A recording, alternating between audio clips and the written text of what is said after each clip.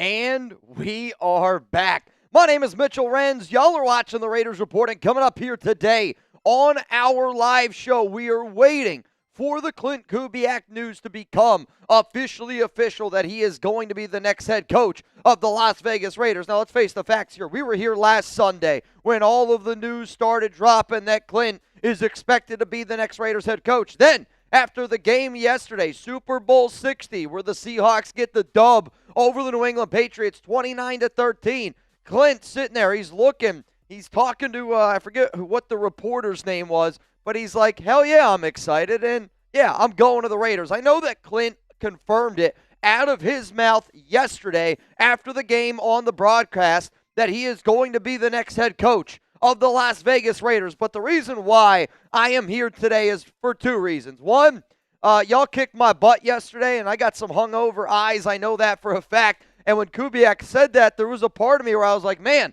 do I go live tomorrow? Or do I go live tomorrow? Or do I go live right now? We made the decision to go live today and sit here and wait for the news to become officially official, because Diana Rossini also put out yesterday that the expectation was that Klint Kubiak was going to enjoy the night with Seattle. He was going to celebrate the Super Bowl, and then the next day, today, Monday, he was going to get the ball rolling with the Las Vegas Raiders. In all honesty, I think what we end up getting is the announcement today that the Raiders are officially hiring Klint Kubiak to be the next head coach, which then I actually think tomorrow means that the opening press conference is going to be when the Raiders introduce Klint.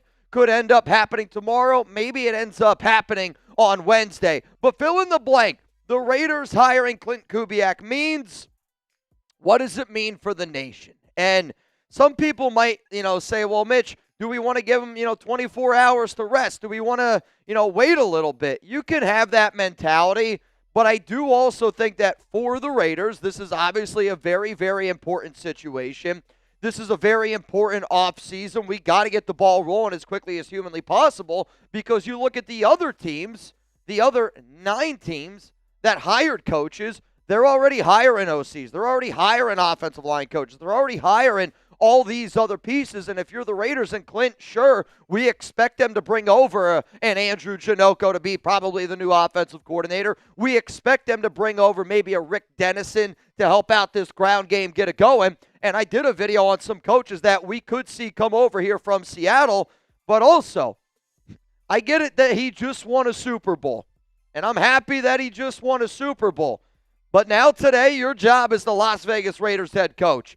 And when you have the amount of needs that we have, offense, defense, when you have the amount of money that we're looking to spend this offseason, I want you to celebrate, but I also want you to show up here and get ready to do your job, right? Like today, don't get me wrong, Jeremy and I, we're tired, we're hungover. I think there's a lot of Raiders fans that probably feel the exact same way. Hell, there's a lot of people that feel that way after Super Bowl Sunday, right? You go out, you have a good time with your buddies, but there's a reason why I'm here today. There's a reason why we already have over 1,000 people here that are watching today's show, and it's because I think all of us deep down are like, it's 99% that Klint's going to be the next head coach. But as that Raiders fan, you always think about that 1%. You always have that devil over your shoulder kind of talking to you. Well, it's the Raiders. You never know.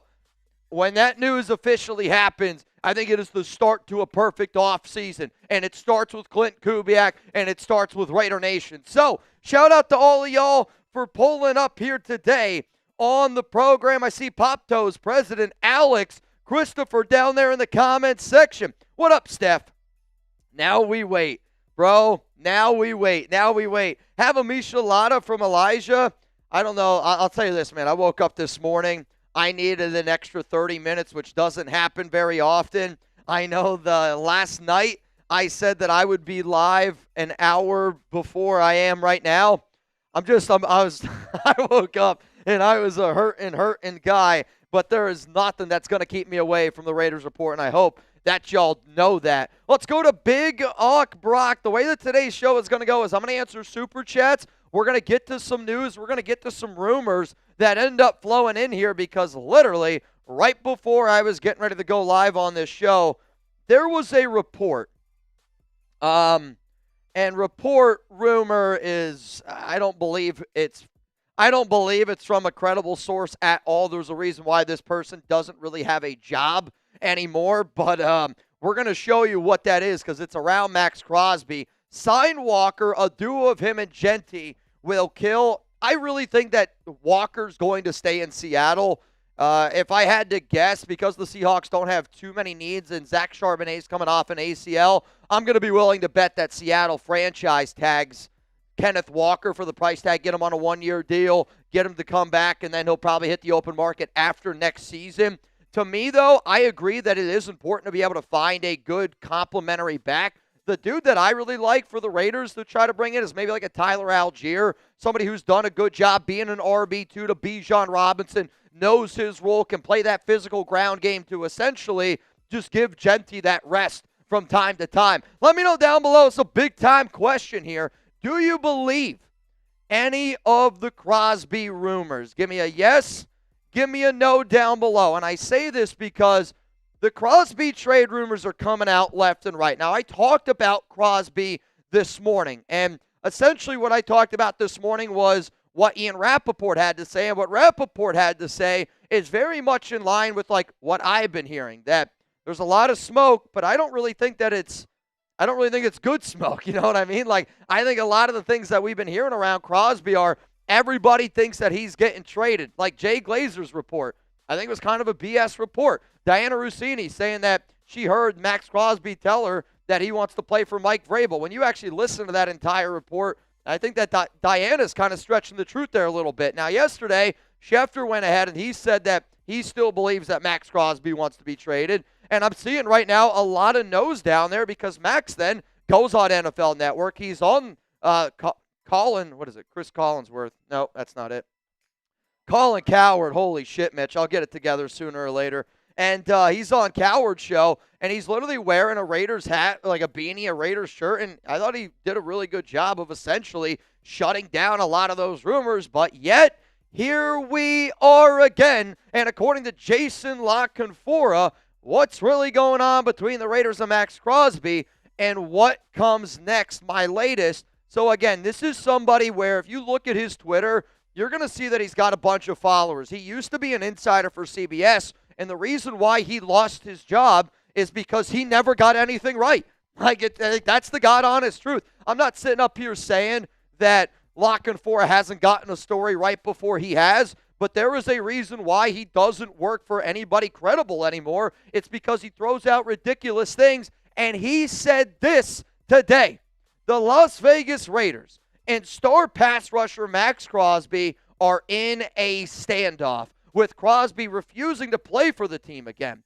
Other NFL teams are unsure if the Raiders will comply with his request. Crosby is a sought-after player, but the Raiders may not be willing to trade him. Crosby's representatives have begun informing high-ranking officials from other NFL teams that the All-Pro, livid over being asked to sit out the end of the regular season despite believing he was healthy enough to play, will never suit up for the Raiders again and is intent on playing elsewhere in 2026.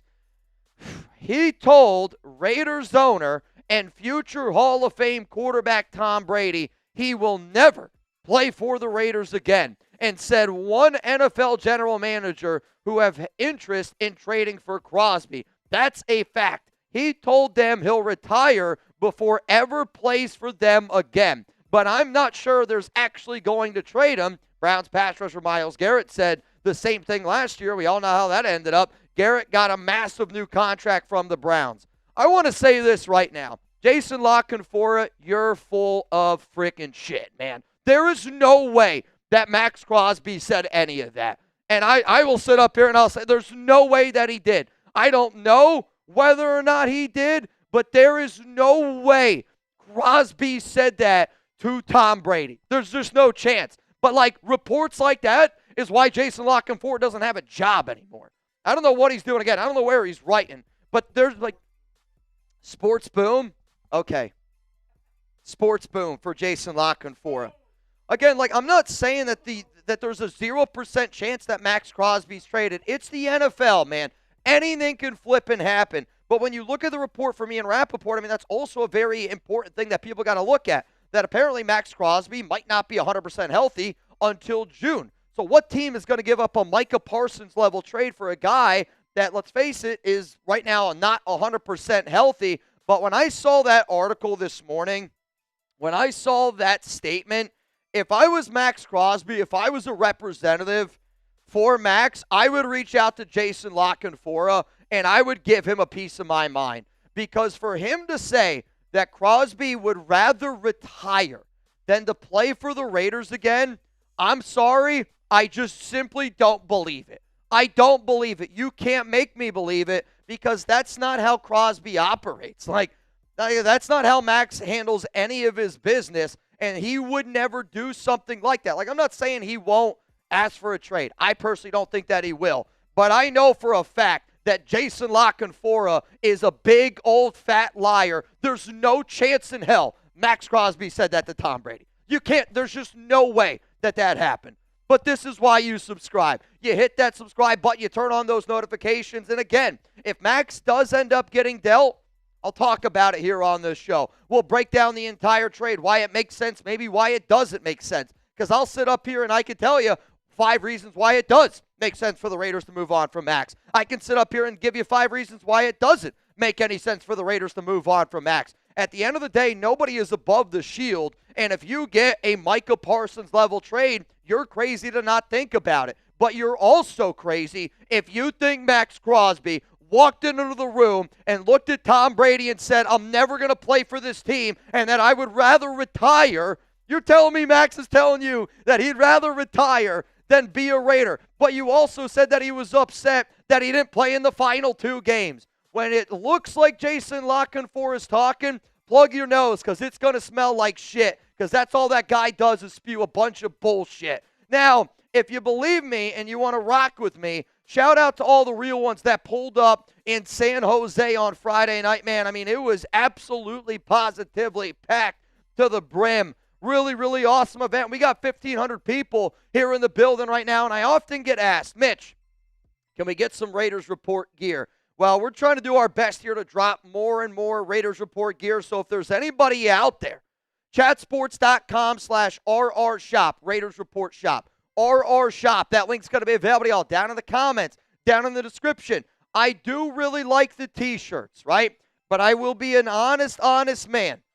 I would get a sweatshirt over a t-shirt. That's just me. Yes, it is a little bit more expensive, but the sweatshirt that you had on Friday, I was actually jealous of, because I was like, dude, really, really nice hoodie. Very clean. So if anybody out there wants to support the Raiders Report, you can go to chatsports.com/RR shop, which then will take you to our Mendoza shirts. It'll take you to our Klint Kubiak shirts. At the end of the day, I'm always going to let you guys know that, hey, I got merchandise. We're trying to do it a little bit better here at the Raiders Report, because at the end of the day, if somebody's wearing a Raiders Report shirt, I want you to be able to walk up to them, just like you guys do here in the chat, and talk about the Raiders, right? Like, one of the things I was the most proud of on Friday in San Jose was the amount of fans that they were just talking, shooting the shit, having a beer or two, maybe a shot or two, and I didn't really feel like I had to entertain. Like, you guys know that I can talk, like, obviously, but I think anybody that actually meets me in person knows that I am a much more laid-back person. So it was a really, really cool thing to, honestly, man, just be able to sit back, enjoy some good Raiders conversations, and do the thing. But if you know you're a Raiders Report watcher, chatsports.com/RR shop if you want to get the hookup. What up, Isaiah? We're effing Kubiak, baby. I don't know how this got through, but damn it, I feel the exact same way. I mean, there's a reason why I am here after Super Bowl Sunday, probably way more hungover than what I should have been, especially since the Raiders didn't even play a game. But, like, you know, watching that game, it made me think of Indiana and Fernando Mendoza. It made me think of, you know what, I know Mendoza's not a Raider yet, but he's going to be a Raider. I know Klint Kubiak's not a Raider yet, but he's going to be a Raider. And when you bring in a national champion, you bring in a Super Bowl winning offensive coordinator, I do, man. I think winning's contagious. And you're bringing in winners into this team, which, let's face it, we need all the winning contagion we can find. Let's go. Mitch, today is a good day. Raiders. Friendly reminder that the only way that you guys are going to get up here on the program today, hashtag Raiders Super Chat I want to be able to answer questions as long as humanly possible, and I'm going to be very real. I'm kind of relying and counting on you guys to get the questions continuously flowing in because I'm a normal dude. I woke up today and I was tired. I was banged up. We didn't have as much time as we typically do to get some shows together. I will say this, though. We do have 2 segments ready to rock and roll about the top offensive coordinator candidates, about the top defensive coordinator candidates that I could see Klint Kubiak bringing in, which we will probably talk about. But also, on shows like this, let's talk about the Super Bowl. Let's talk about the Raiders. Throw any question you got at me. And if you want to get in our duck race, it is a $20 Venmo. Mitchell Renz 365. Yesterday, we gave away $810 for Super Bowl 60. That's an unbelievable thing. Also, shout out to LA Crash Dog. Shout out to my guy, Lord Cameron Abbott, yesterday's MVP. Shout out to Raider Ron for being in the building. I mean, yesterday's show was insane. TJ Parkinson, I mean, my freaking Lord. Y'all kicked my ass. Y'all kicked my ass, man. What up, Lawrence? We're getting our head coach now. Let's go build a bully. Let's go build a team that pushes some teams around a little bit. Like, I had a few people tell me yesterday, Lawrence, that Klint Kubiak didn't have a very good game. I'm not really going to totally disagree with that statement, and it kind of reminded me a little bit of the Fernando Mendoza game that he had in the national championship. But I do think Seattle made plays when they did truly need to. That touchdown that Darnold had to Barner was a perfectly designed play to the tight end. But, like, in a game like yesterday, the Seahawks knew that they were the bully, right? There was never a point in that game where we were sitting here going, yeah, I think the Patriots are going to come back. That game was controlled top to bottom by the Seattle Seahawks, and that game was controlled by that defense. So, sure, Klint Kubiak might not have had his A-plus game, but if I'm an offensive coordinator and I'm calling plays, I kind of go a little bit more conservative because I know in my heart of hearts, if I kill this clock and I don't turn over the football, there's no way we're going to lose the game. And that's what I think Klint ended up doing. They kept riding the hot hand with Kenneth Walker. They were getting that defense tired. And, I mean, I know that the Seahawks didn't score a lot offensively. I mean, one offensive touchdown. But to me, I think Klint went a little bit conservative because he knew he could. And I would also go conservative if I knew that that meant I was going to win a Super Bowl. And I think for all Seahawks fans out there, deep down, they go, you know what? I don't mind the conservative run call over a pass call, especially if it's 2nd and goal at the 1. Henry, what's going on, man? You can count on Josh McDaniels to eat corn the long way. Shout out to the Raiders fan. It was a woman who had a Josh McDaniels eats corn the long way shirt on Friday. I literally laughed my ass off because I didn't think a woman would wear a shirt like that. And I'm not saying that it's not a shirt that a woman could wear, but I just did not expect to see it. And to see it on a woman, she was like, I was like, dude, I freaking love it. It made me laugh. Really, really freaking cool, man. But, I think, again, like, you just got to give a lot of credit to Seattle. Seattle, when they're able to come after you and they're able to get pressure on 4, not a lot of guys getting open. I also think Drake May was the one seeing ghosts, but Seattle was the better team, top to bottom, and I think that game went exactly how a lot of us thought it was going to go. A dominant performance by Seattle. What up, Alfredo? Not sure what's more annoying, these Maxx trade rumors or Raiders fans that want Gruden back. I would actually say the fans that want Gruden back, to me, are more annoying because the Raiders bringing back John Gruden is never going to happen. The Raiders trading Maxx Crosby, there is at least a chance that happens. I don't think it's a big chance.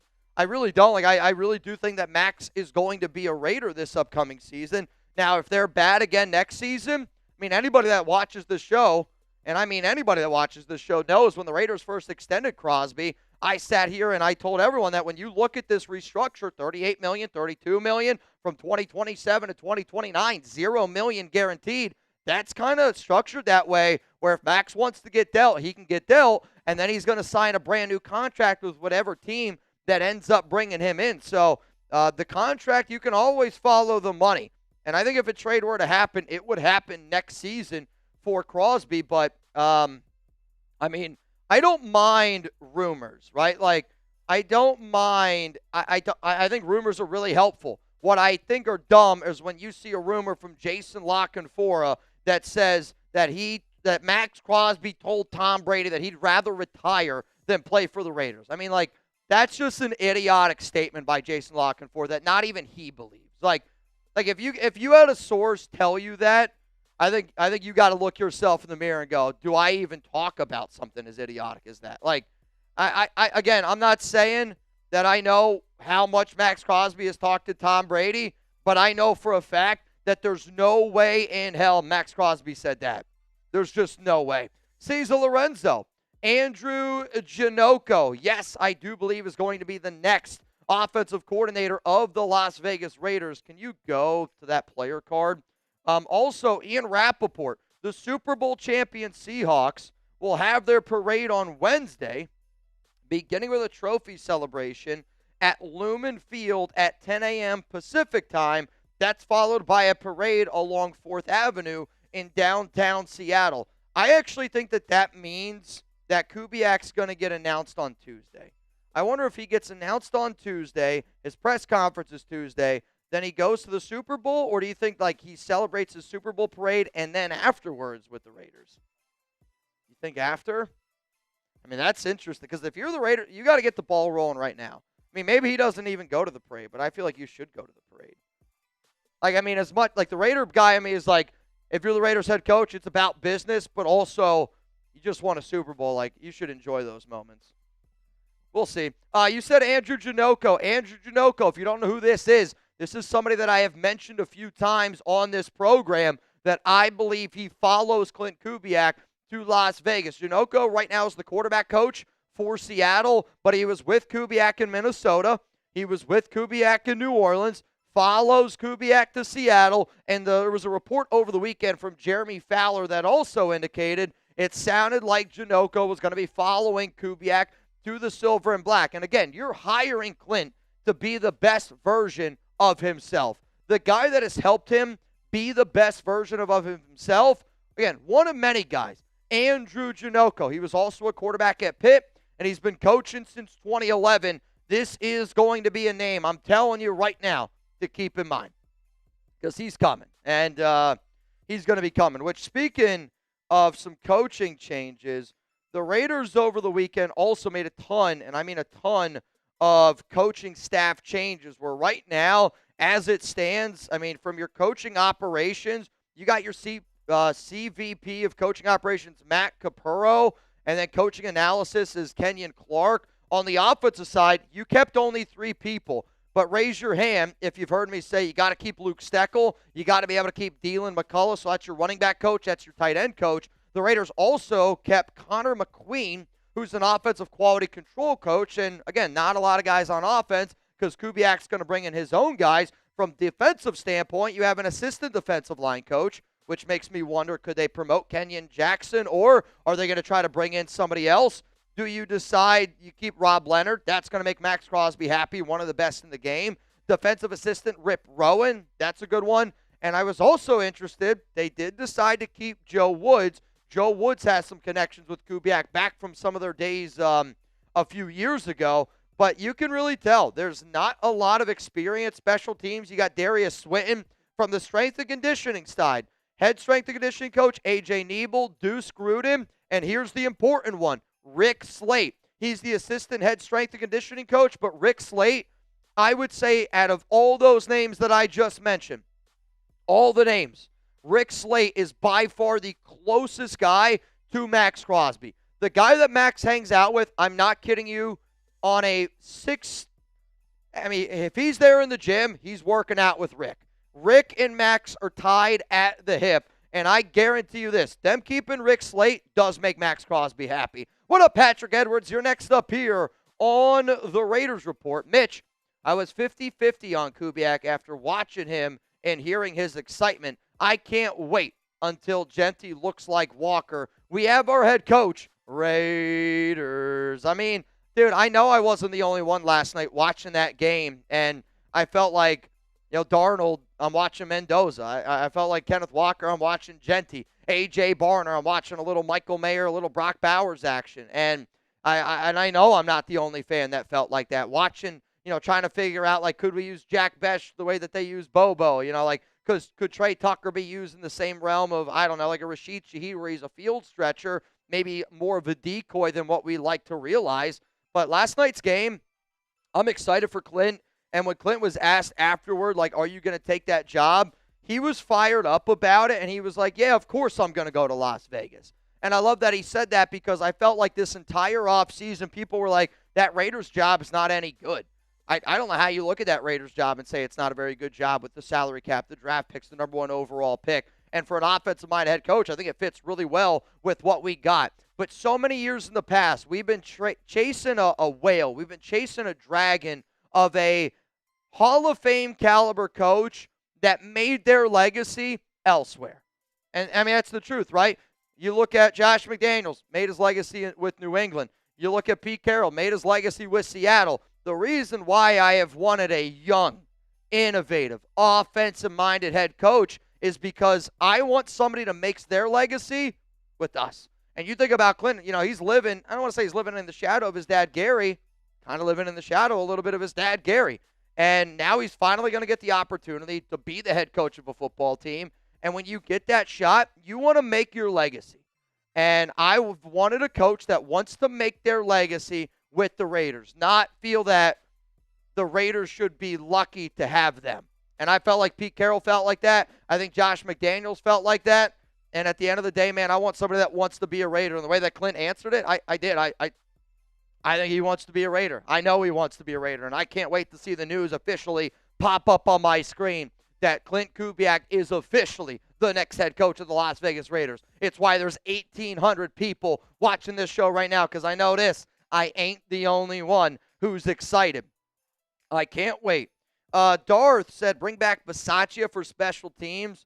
So the only problem with that is actually Rich Bisaccia was probably one of the worst special teams coaches this past year for Green Bay. Again, like I know Rich did a lot of good stuff for us, but to me, I think the special teams coach is already on Seattle, and I think he's going to come over. He's got some Michigan ties. Chris Partridge is the name. Let's go first off here again, y'all. If you want to get in our duck race, sorry, I was getting ready to jump the gun. If you want to get in our duck race, $20 Venmo at Mitchell Renz 365. I will look throughout the day and see if we get anybody in. If you want to add me as a friend, you can do it right here. Shout out to everybody that got in yesterday. And Fabiola ended up going home with $810 yesterday. $810 yesterday.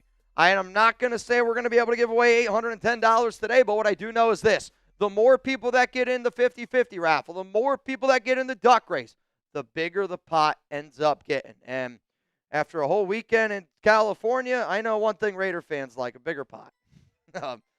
Lot of big pot. What up, Justin Wright?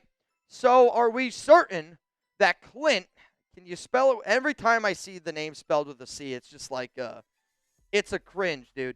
It's going to bring in an OC and not call the plays himself.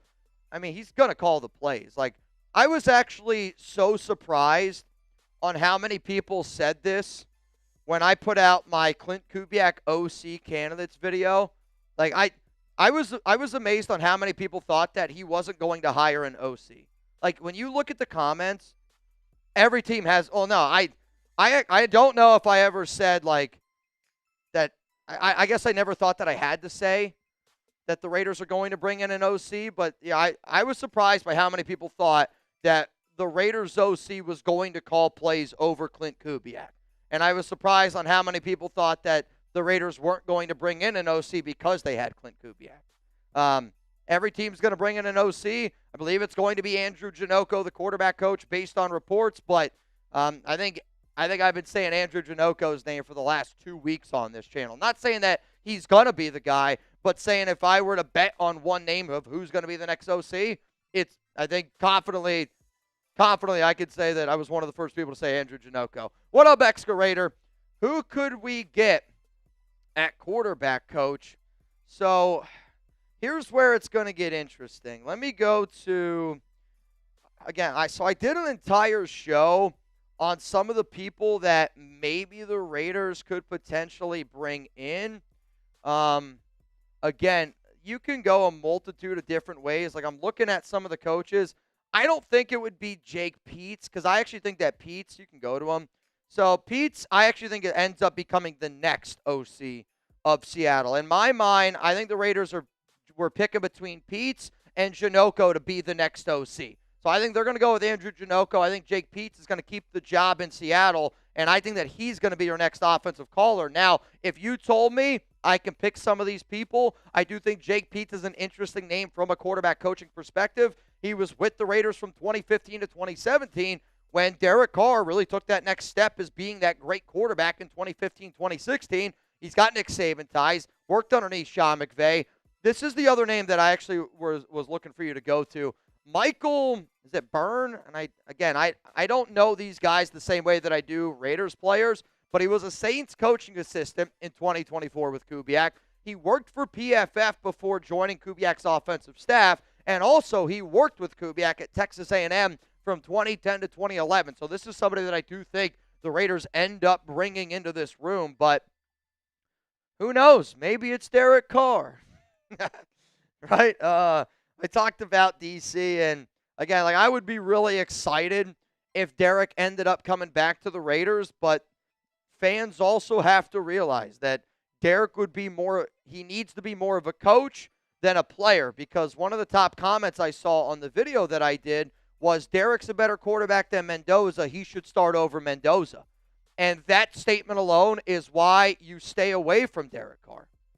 Like, unfortunately, I know, like, that fan wants Derek to be a part of this team, but a statement like that is why, if you're the Raiders, you stay away from Derek Carr with a 10-foot pole. Unless DC knows, everybody knows, hey, you're the third-string emergency quarterback, and your job is to make Mendoza the best version that he possibly can be. Yep. Aaron, I am not a DC hater, man. I actually really gets under my skin when people say it, because I have always had a lot of respect for Derek Carr. There's nobody that's helped me grow my show more.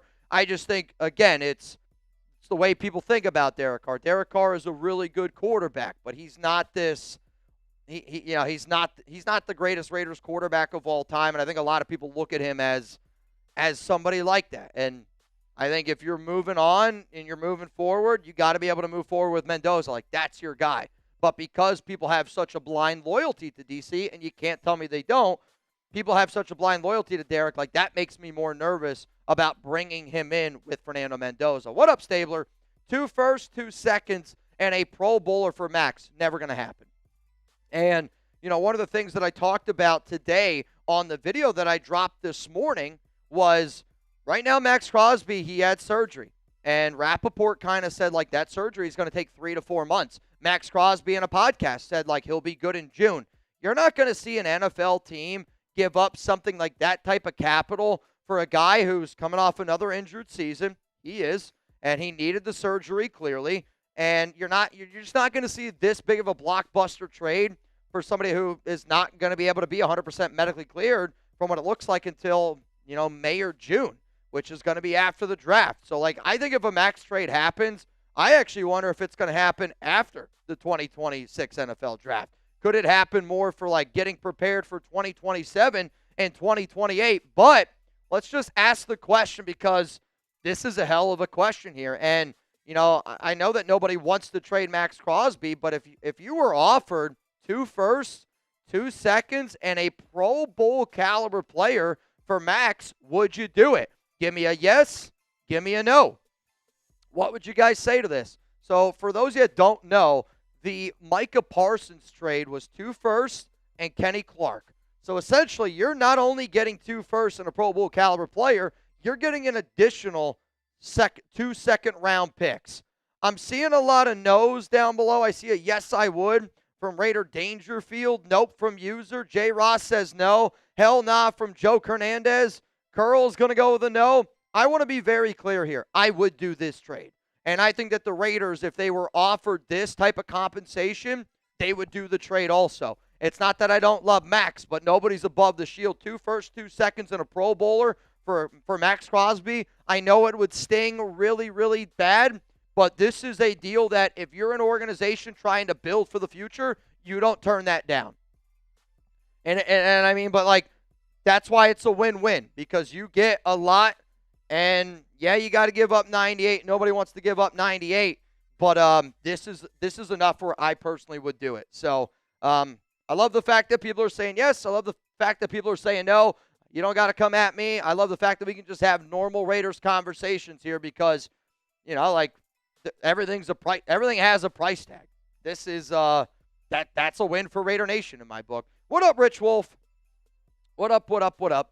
Love how quiet all the Whiner fans in the Bay are. I mean, there was a lot of 49ers fans out there in the Bay. I would say by far the number one fan base that we saw this weekend. I mean, we were also in Santa Clara, so it was kind of expected.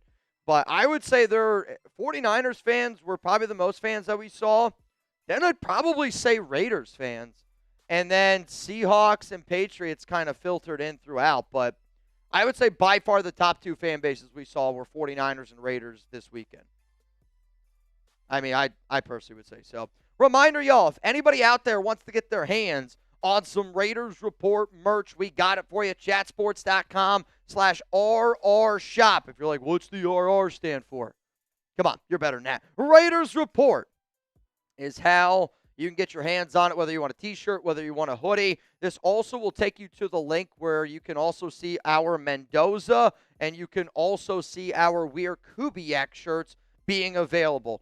I love when people are rocking our gear. It was really cool to see. Again, man, the amount of people that just had Raiders Report gear on. I never thought in a million years we would get this show to where we are right now, but man, oh man, it's really, really freaking cool, dude. Oh, I just saw this link from James about Super Bowl odds for next season. The Raiders right now, actually, they don't have the worst odds. They are at plus 10,000. So they're tied with the Saints and the Titans. The teams that have the worst odds to win the Super Bowl next season, the Cardinals, the Dolphins, and the New York Jets. I could see it.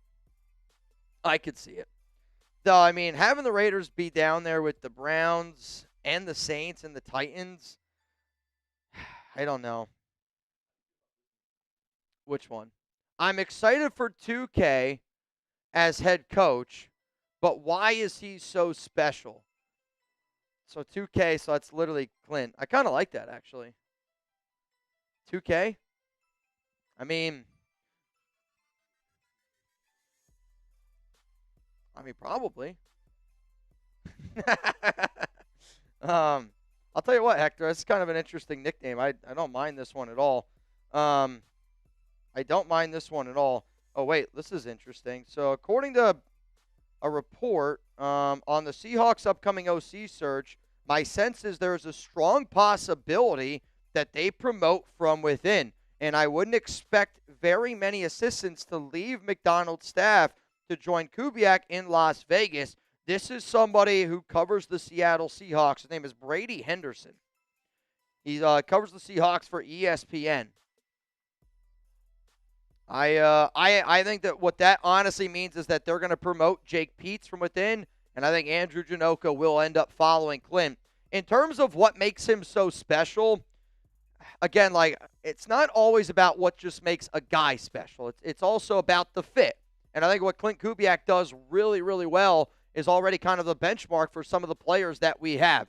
And if we build an offensive line, we already have a good running game. We already have 2 tight end sets. We can go out and we can add a wide receiver. But it's the way that he sets up his play action. The Kubiak system has always done a really good job of making running backs, kind of their big focal point. And again, like, look at that Kenneth Walker game yesterday. Kubiak's going to be able to bring that to the table. But when you come from a football family and you're just around it, I think that mentality of him just being a football guy matches with Mendoza. It matches with John Spytek. It matches with Tom Brady. Like, far too often, I think the Raiders only looked at, here's what Josh McDaniels is. Here's what Pete Carroll is. And instead of it looking at, here's Josh with the Raiders and our current team. Here's, Antonio Pierce with this current team. Here's Pete Carroll with this current team. I think what Kubiak's going to do a really good job is looking at what we have and making those players better instead of bringing in what he does and making everybody fit into exactly what he does. But I think Kubiak is a great, great offensive mind who's been at it for a very long time. John Rodriguez, Mitch, who becomes our defensive coordinator. See, this one is a little bit more interesting, and there's a few names that you could throw out there. So first off, who's going to become our Derek Carr? Hopefully it's meant. I don't. Here's the thing. I wouldn't want Mendoza to be our Derek Carr. I want Mendoza. I mean, you're drafting somebody number 1 overall to win playoff games.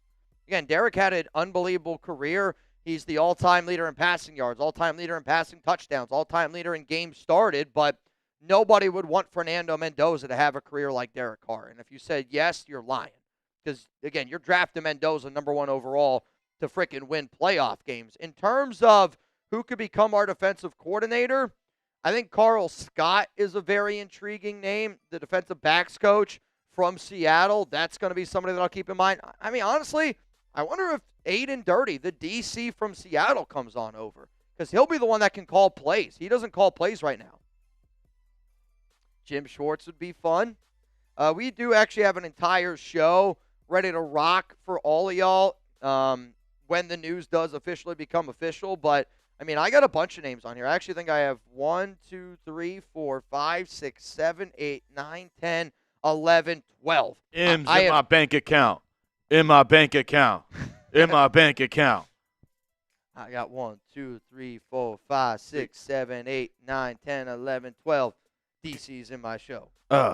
In my show. In my bank account. Yeah. Honestly, as soon as you did that. Mitchell Rins on the beat. Maybach. No, I mean, dude, we saw 21 Savage live. And, I mean, it was just like, yeah.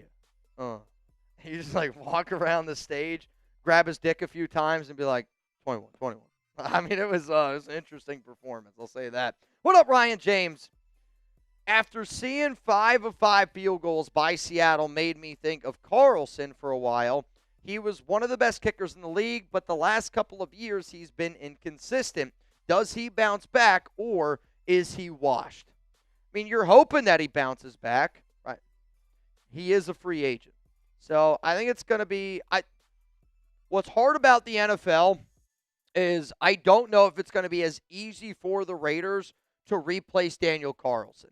And if you check out the video that I did about my Raiders perfect offseason, in that video, I discuss how I actually would like to be able to keep Carlson on this team. Now, again, if you can upgrade, you upgrade. But because the Raiders and because A.J. Cole has such a strong relationship with Carlson, I do wonder, because you move on from your special teams coach, can you bring in somebody that makes you just overall better? Because, again, Tom McMahon was not a good special teams coach. It was the reason why he's been let go and fired the amount of times that he has. If you can upgrade, yes. But a really bad way to really kill your confidence of a team, again, if you have a bad kicker, right, that puts way, way more pressure on Fernando Mendoza and on this offense. It does. It's not rocket science. So to me, I don't think Carlson will ever be to a point where we're like, oh, my God, we have to bench him. He's terrible. Would you trade your third-round pick for the Cowboys kicker? Brandon Aubrey, yes. Second-round pick?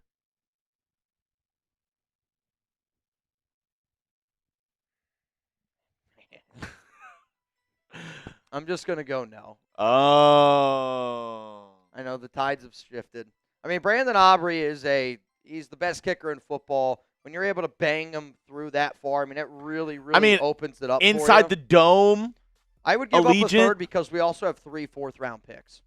A second-round pick, though, you get the most automatic kicker in the league. In the league. I mean, he's unbelievable, no doubt. But, like, in my mind, I'm looking at he could be kicking 60-yarders. I know. I would look at Brandon Aubrey, or can I get an edge rusher like and somebody already said Messador from Miami. You traded a third for Geno. I know. Brandon Aubrey's way better than Geno. Oh, dude, I'd rather have Brandon Aubrey play quarterback than Geno Smith. Should the Raiders re-sign Daniel Carlson? Give me a yes. Give me a no. What are y'all think? I mean, I do see a few yeses. And, again, it's got to make sense. Like, I believe his contract last year was right around, I want to say, $4.2 million. For Carlson to come back, I'd say you're probably looking at, like, $3 million. maybe 2.5 with the chance to be up to 3 million, but I would probably do it very much so like a prove it type of year.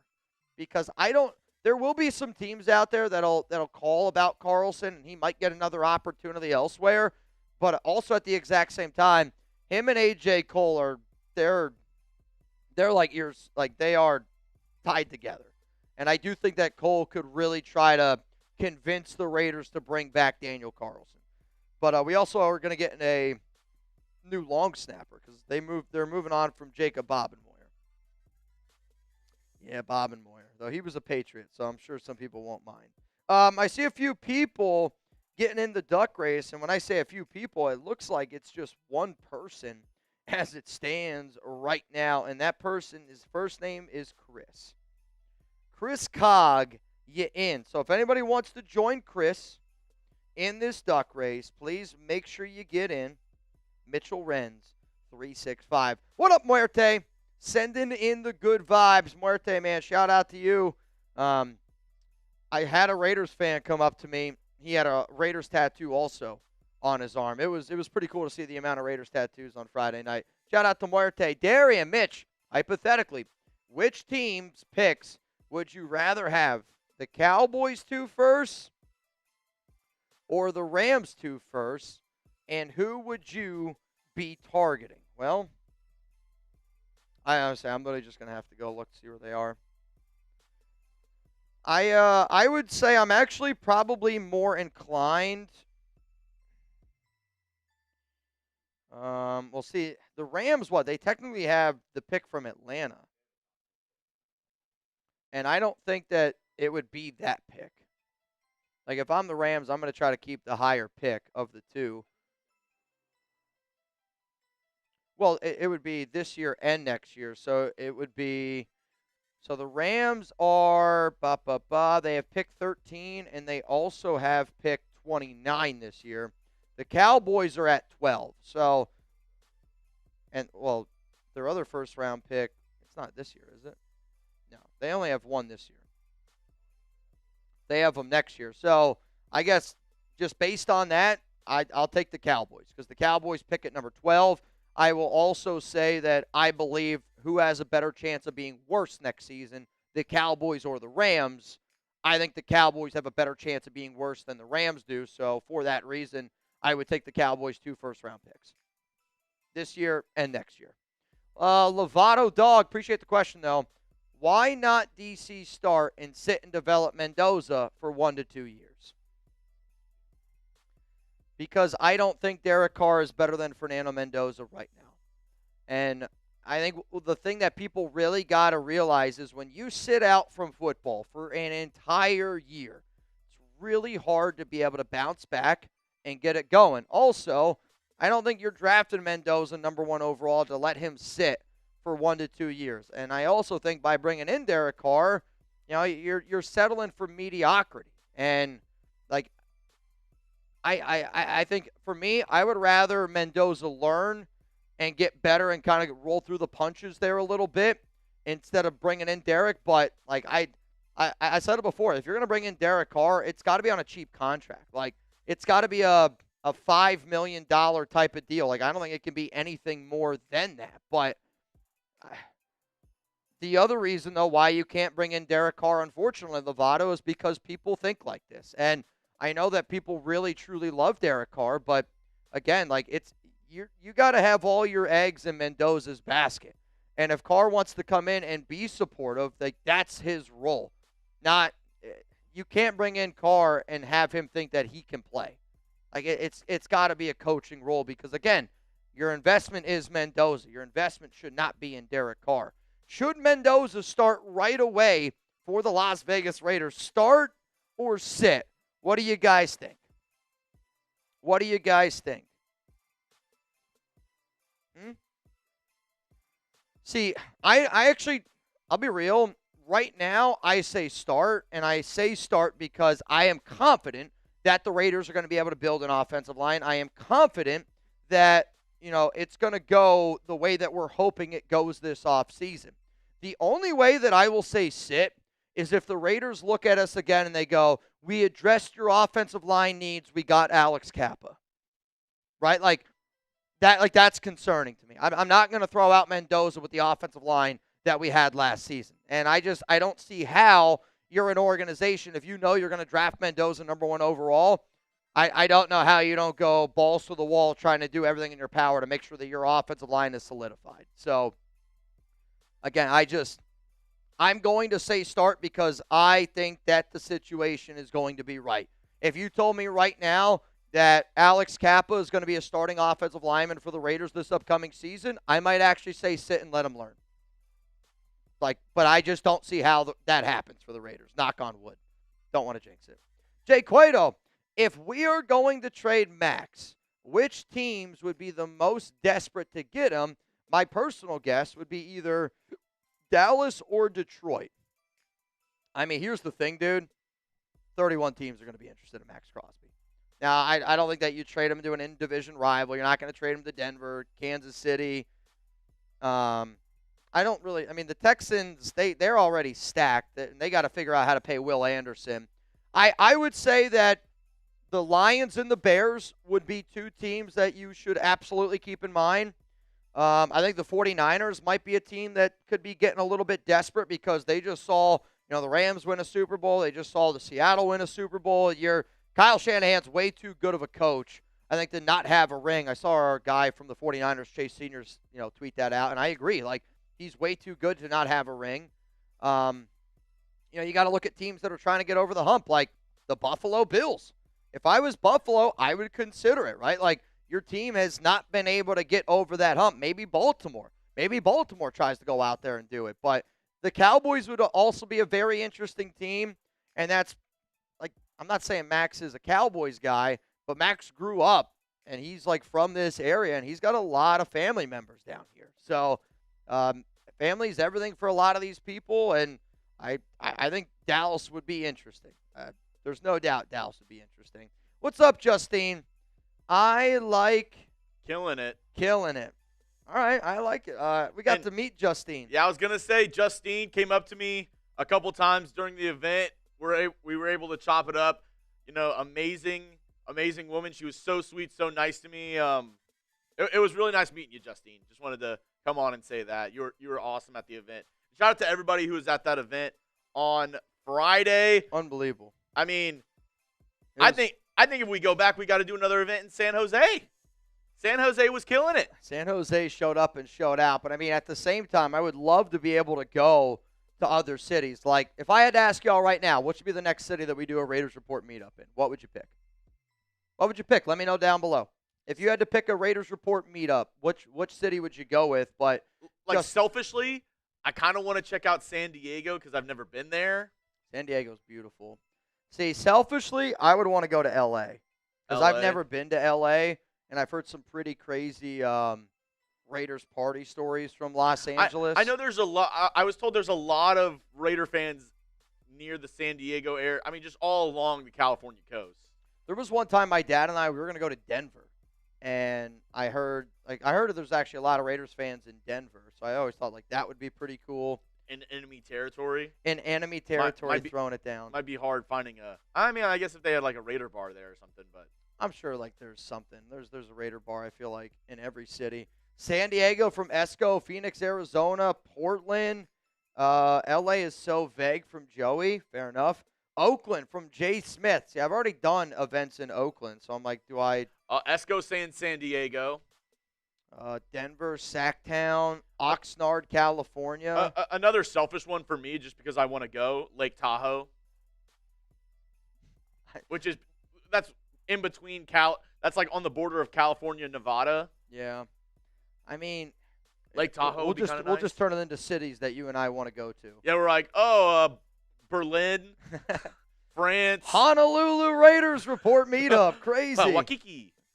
You know what? I pick Honolulu. Or wherever I know Yoda Jenkins, wherever Yoda Waikiki. Jenkins lives. He's close in that area. I mean, it would be Seattle, Fresno, Dude. Mexico from Darren would be wild. Cancun. See, I think if I did a Raiders Report meetup in Mexico, and in all honesty, it would be in Mexico City because That would be the one where I'd have to take Alex, no doubt about it. She would divorce me if I went to Mexico, did a Raiders meetup, and I didn't bring her. And she's from, like, her family's kind of from, like, the Mexico City area. I don't know the exact spot, but Mexico City would be pretty wild. Columbus, Ohio, I see in there. Jalisco. Lake Tahoe Golf Mixer. That would be lit. Fort Lauderdale. I see a couple Florida, Miami. I mean, it would be fun, man. San Antonio, yeah. And a reminder, we do a San Antonio. If we do have another Raiders Report meetup, I'd love to see everybody rocked out with their Raiders Report gear. Get that at chatsports.com/RRshop. Arg! Get it? Because pirate. Oh, RR Shop. Arg! Arg! I already know that somebody's going to type in ARE Shop. I already know it. I hope that's not you, to anybody out there. But if you need any Raiders Report gear, chatsports.com/RR Shop. Matthew Minton, you should tell our bosses that we have to do a Raiders Report meetup in Greece. Mykonos, Raiders Report meetup. I'm in. Well, I've been trying to convince the Raiders, like, because they always do, like, that Raiders yacht thing, like the cruise. That would be a very interesting trip, but I'm telling you this right now, you couldn't pay me to get on a boat with JT the Brick. There's not enough money in the world where I'm getting on a boat with him. No chance. It's you, JT, and Antonio Pierce. I'm getting thrown off that boat. Lord Cameron Abbott, what's going on, man? Yesterday's MVP, and speaking of which, LCA, you are in the duck race. Carlos Comedy, you in. And then also Jaime Portillo, you in. $20 Venmo right now to win $50. Oh, this is a good question, Lord Cameron Abbott. What would it take to move up in the draft to get Arvell Reese? With Max in a trade, by the way. I don't want to trade Max. He is the heart and soul of our defense and is what a Raider is supposed to be like. So you're trying to figure out how we could go up and get Arvell Reese. So that means a top 5 pick. Top 10 at least. Yeah, either him or Ruben Bain. And the thing is, I think you'd have to find a team that would be willing to trade back that also thinks that they're close enough that they can win. And out of the teams that are in the top 10, I would say the only team that I think might do it, maybe, like those Washington. They were just in the NFC Championship game. Do they think that they can get close enough to get back? But that's at pick number 7. Like, I don't really know if the Jets aren't going to entertain that.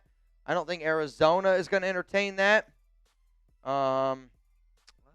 Ian Rappaport, it's a busy day for Aubrey Pleasant. The Rams assistant head coach and passing game coordinator will meet with the Arizona Cardinals for their open DC position and will now interview with the Browns for their DC job this afternoon. Interesting. Yeah, the Texans got great news yesterday because our DB coach, who helped develop Stingley, Kamari Lassiter, Kalen Bullock, declined the Cardinals' DC job and decided to stay in Houston, and they gave him a contract extension and a pay raise. I mean, that's the way to do it, though. I mean, if you're Houston, you're trying to keep everybody on defense. And, I think eventually he's going to get another DC job, or maybe even if our DC goes, he'll get bumped up to the Texans DC.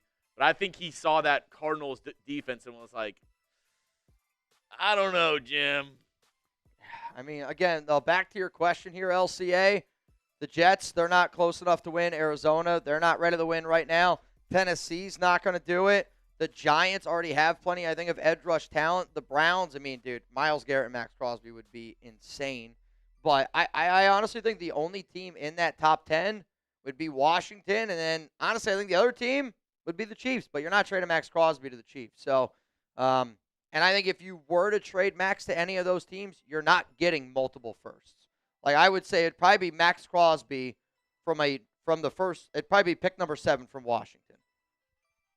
Browns have requested to interview Panthers defensive pass game coordinator Jonathan Cooley for their defensive coordinator job. So a little bit of NFL news coming in here. Sam would love to do a Raiders Report meetup in France.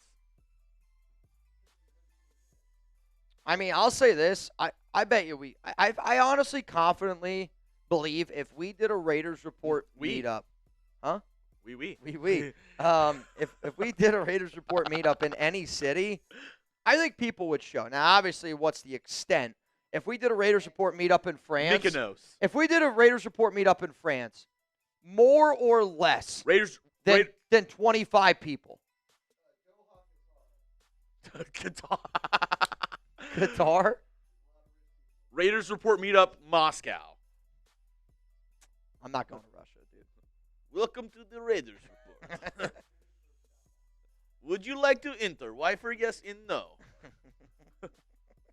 Raiders Report takes on Brisbane. Dude, Australia would be lit. Where we only bang.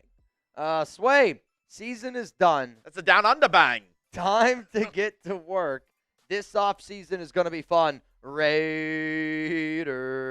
So I know that this offseason is going to be fun, and if you're a Raider fan that's also really, really excited about the 2026 offseason, I want you to hit that subscribe button. I want you to turn on those notifications because I know I'm not the only one. And I think it was one of the most underlining, clear-cut messages that we got on Friday was how excited people were to feel like that the Raiders have a lot of things that could potentially be really good for them this upcoming season. And, for every hire, I'm going to be here. Every signing, I'm going to be here. For the draft, I'm going to be here. Like, I hope that you guys get sick and tired of hearing my voice because I also heard that from a few wives this weekend that there was one lady, and again, I do feel bad. I would be able to pick you out in a crowd, but there was one woman, and again, I'm always going to just introduce myself. So I was like, hi, I'm Mitch. And she's like, oh, I know who you are. I hear your voice all the time. And I was just like, oh, man, I don't know if that's good or bad. Based on the way that it was said, I was like, I don't know. It was cool, though, man, meeting so many people. Eric, not going to say I'm not happy about Clint. Okay. But Seattle's defense is the reason they had a successful season. I hope we get Schwartz for DC to help Raider Nation for life. I'll just say this. They had a pretty good defense last year, too. Biggest changes they made in the offseason were adding Sam Darnold and adding 2K. 2K, Clint. Yeah, I mean, honestly, dude, I don't disagree that your statement is like the Seahawks defense, I think, deserves more credit than their offense for winning the Super Bowl. But also at the same time, for Seattle to bring in Sam Darnold, have him win 14 games yet again, I mean, that team was a great team from top to bottom. Like, they were also a really good offense. Like, you can't say that they weren't a good offense. And I'm not saying that you're saying that, but I don't think that we should be like, oh, Seahawks weren't amazing. I look at them, Seattle, bringing in a new quarterback. The Raiders are about to bring in a brand new quarterback. I look at a physical running game with Kenneth Walker. I hope that we have a physical running game with Ashton Jeanty. I see the way that he's using A.J. Barner in multiple tight end sets. How many of y'all want the Raiders to use multiple tight end sets to get Michael Mayer going a little bit more in Brock Bowers? Then you look at Cooper Kupp, Rashid Shaheed, and how they're kind of complementary pieces. Jack Bech and Trey Tucker, to me, look like complementary pieces. Finding that number one receiver, and maybe it's an Alec Pierce, but if you bring in Alec Pierce, I think one of the things that Kubiak's been able to show you is how well he schemes open a dude like JSN. And, you could scheme up JSN, people can try to cover him, but he just does such a good job getting them open, and I think that you can use Brock Bowers that way. You can use a new wide receiver that we bring in free agency. But I think about what Clint does well and how I want the Raiders to move forward, and to me, the marriage makes a lot of sense, and I know that I'm not the only guy that thinks that. But you're right. Their defense is the number one reason why they ended up winning the Super Bowl. Their defense was why that they are the best team in the National Football League. I'm not going to disagree with you on that. But that offense still was an impressive offense. To be that balanced with a brand new quarterback, I don't think people realize how uneasy that is. And, shit, man, look at the Raiders. Bringing a new quarterback every year, it's not as easy as what people think. And Clint, being the professional that he is, love it, dude. I see somebody said Alec Pierce all day. I would go nuts if the Raiders ended up signing Alec Pierce. I can't tell you how happy I'd be. Anthony, hell of a pick. Has Raheem Morris been hired yet? If not, I'd take him as a defensive coordinator. So Raheem Morris was my number one candidate that I wanted the Raiders to bring in. Unfortunately, though, he took the defensive coordinator job with the San Francisco 49ers. So he's not available. Jose Magos getting in the duck race. My guy, 20 to win, $60 here on the Raiders Report. We got over 1,700 people in the building. If you haven't already, make sure you guys click that like button. It does help us out. The reason why I am here, because everybody heard it last night. Klint Kubiak essentially confirmed that he's going to be the next head coach of the Las Vegas Raiders. It was reported yesterday by Diana Rossini that the expectation is that news of him becoming the next head coach, officially official, happens today. That is the expectation. The reason why I'm here is because when I get that notification, I want to be able to sit up here and celebrate with all of y'all that Klint Kubiak is our next head coach. Because at this point, I'm just waiting around, and I can't wait to see it, man. What do you got for me?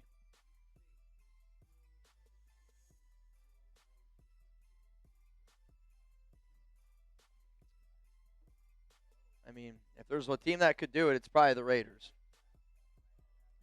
What do you got for me? The next Super Bowl? No, big Las Vegas news. According to Yahoo Sports, the NBA Board of Governors is voting this summer on expanding the league by 2 teams. Those 2 teams would most likely be in Las Vegas and Seattle. I don't know how many times I've said it on this show. There is going to be a basketball team in Las Vegas.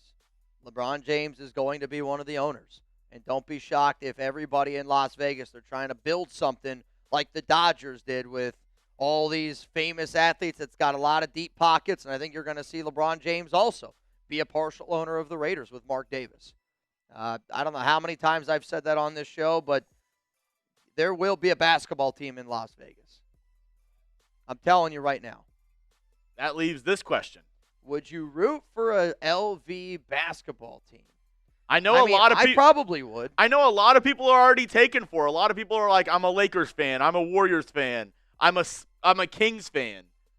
Let me know if Las Vegas got a basketball team, and I wish I could remember all the names because we went through like all the names that it could possibly be. Yeah.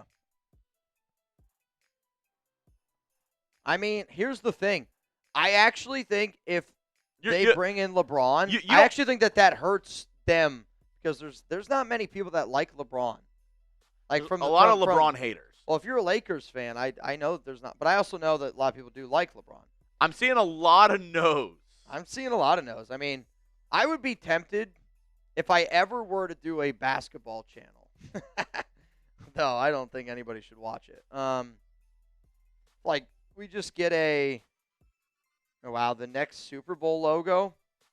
That's okay. I mean, if it goes by the color theory, though, they've been very simple. I think that got debunked before. It literally looks like a wave.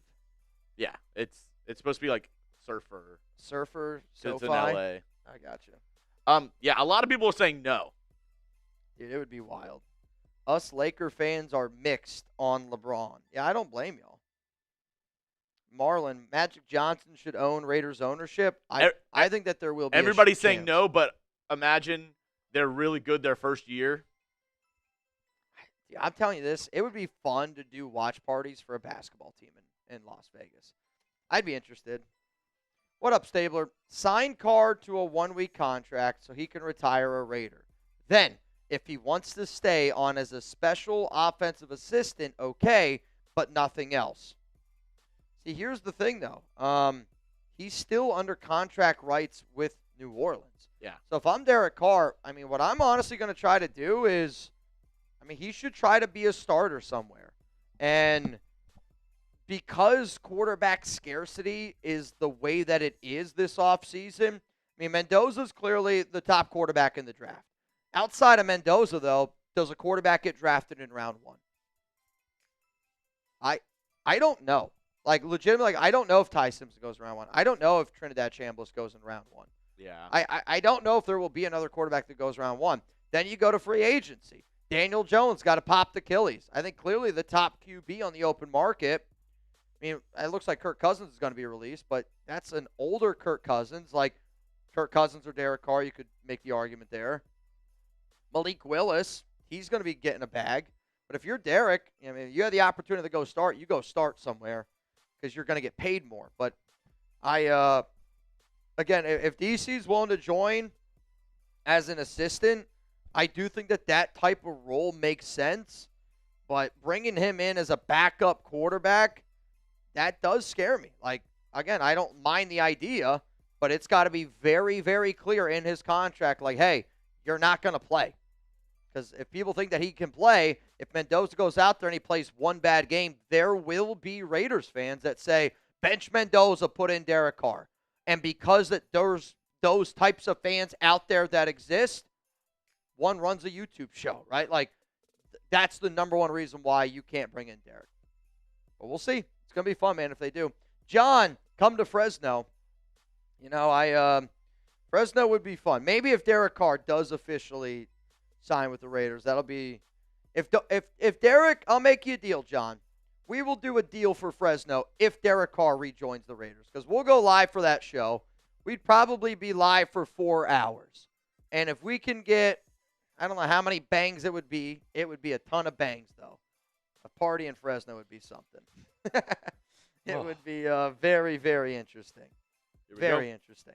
What up, Ryan? What DBs do we have that are actually good, and who can we target in free agency and trade? Even if Mendoza is elite, we can't keep giving up 30-plus points per game. So, Ryan, the first thing that I would encourage you to do is go check out the video that I did on the top free agent targets that the Raiders could look at on the defensive side of the football. So, like, that would be step number one.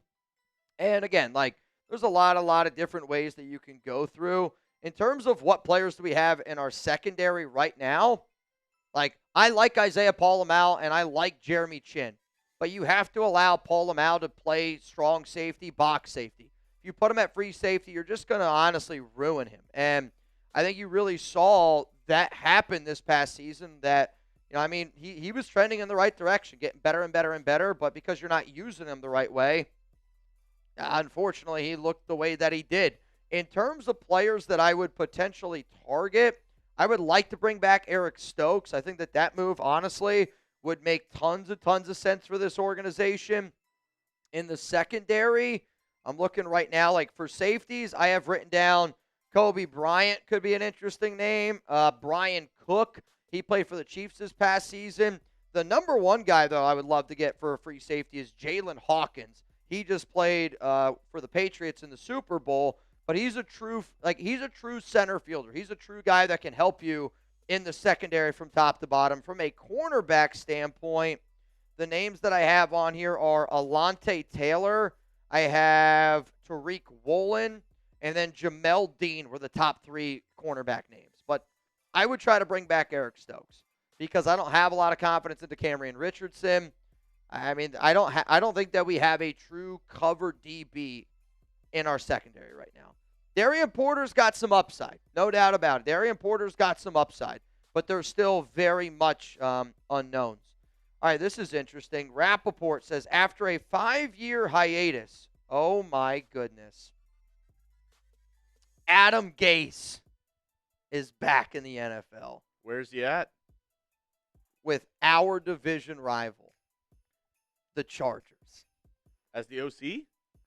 No, because Mike McDaniel's the OC. Okay, yeah. I was like, what? So, Adam Gase is returning to coaching in the NFL, joining the Chargers as an assistant, focusing on the passing game. Wow. I mean, Adam frickin' Gase. I never thought I would see that name again. I'll tell you this. Did anybody else think that they were ever going to hear Adam Gase back in the NFL again? I mean, that actually makes me happy that he's going to the Chargers. That's a good thing. That's unbelievable. Jay Cueto. Even though I do like McDaniel as the OC. Oh, I think McDaniel as the OC makes all the sense in the world, but I'm amazed on how often you see bad coaches get jobs again. Like why take a shot on a guy that you know is not a very good coach? Maybe he proves wrong. Maybe 5 years of being away from the NFL helped him. I just find that hard to believe. Yeah. I find it hard to believe. But, hey, it's good for us. How do you feel about this? But what about having training camp in San Diego and a preseason home game at San Diego State's new stadium? It would be a big FU to the Chargers for forcing themselves into L.A. I mean, I don't think the Raiders would do that out of spite. Like, they're going to do what's best for them, not be like, oh, well, wouldn't this be funny? I agree. Yeah, I mean, there's only one person on this planet that could make that happen. Guy Fieri. You know why? His son Ryder, friend of the program, goes to San Diego State. Guy Fieri, big Raider fan. Yeah, I talked with. It's not going to happen. I talked about it with Raider fans. How legit would it be if they played one preseason game in the Coliseum each year? You did bring that up. I mean, even just one game, like a preseason game. Preseason game. It would be a sold-out preseason game. Oh, without a doubt. Like, I don't know how you wouldn't make money by doing that. I'll tell you this right now. I would try to go to that game. I would try to tailgate in Oakland for one last. Would time. y'all? Would you? I would. I would try to tailgate. I guarantee in Oakland you, the one last preseason time. game tickets for that, it would be like $100 to get in the building. Yeah. For the nosebleeds. I mean, it would be iconic, dude. Another game at the Oakland Coliseum. It would be so much fun. And everybody's like, oh, the stadium's this, the stadium's that. They play a game at the Cotton Bowl each year between Texas and Oklahoma. And the Cotton Bowl is 50 years older than the Coliseum. Yeah, I mean, the Coliseum, the last time I went, it's obviously in pretty rough shape. But just for one day? Oh, hey, I hear you. It'd be electric. And they still hold stuff there, right? I believe so, yeah. Yeah, our one Uber driver was saying, there's a soccer team, I think, that they play. The Roots? The Roots, yeah. Oakland Roots? The Oakland Roots. Hector Gonzalez. I appreciate everyone messing with the nickname. I gave Kubiak, LOL, 2K is going to ball. No NBA also. Yep, Raiders Report gang. Yeah, again, man, I appreciate the people that have my back. I'm not going to get into other people that do these shows. But, again, I do appreciate people that always have our back here on this program. And our front. What'd you say? And our front. Front and back. Bayou, you getting it in.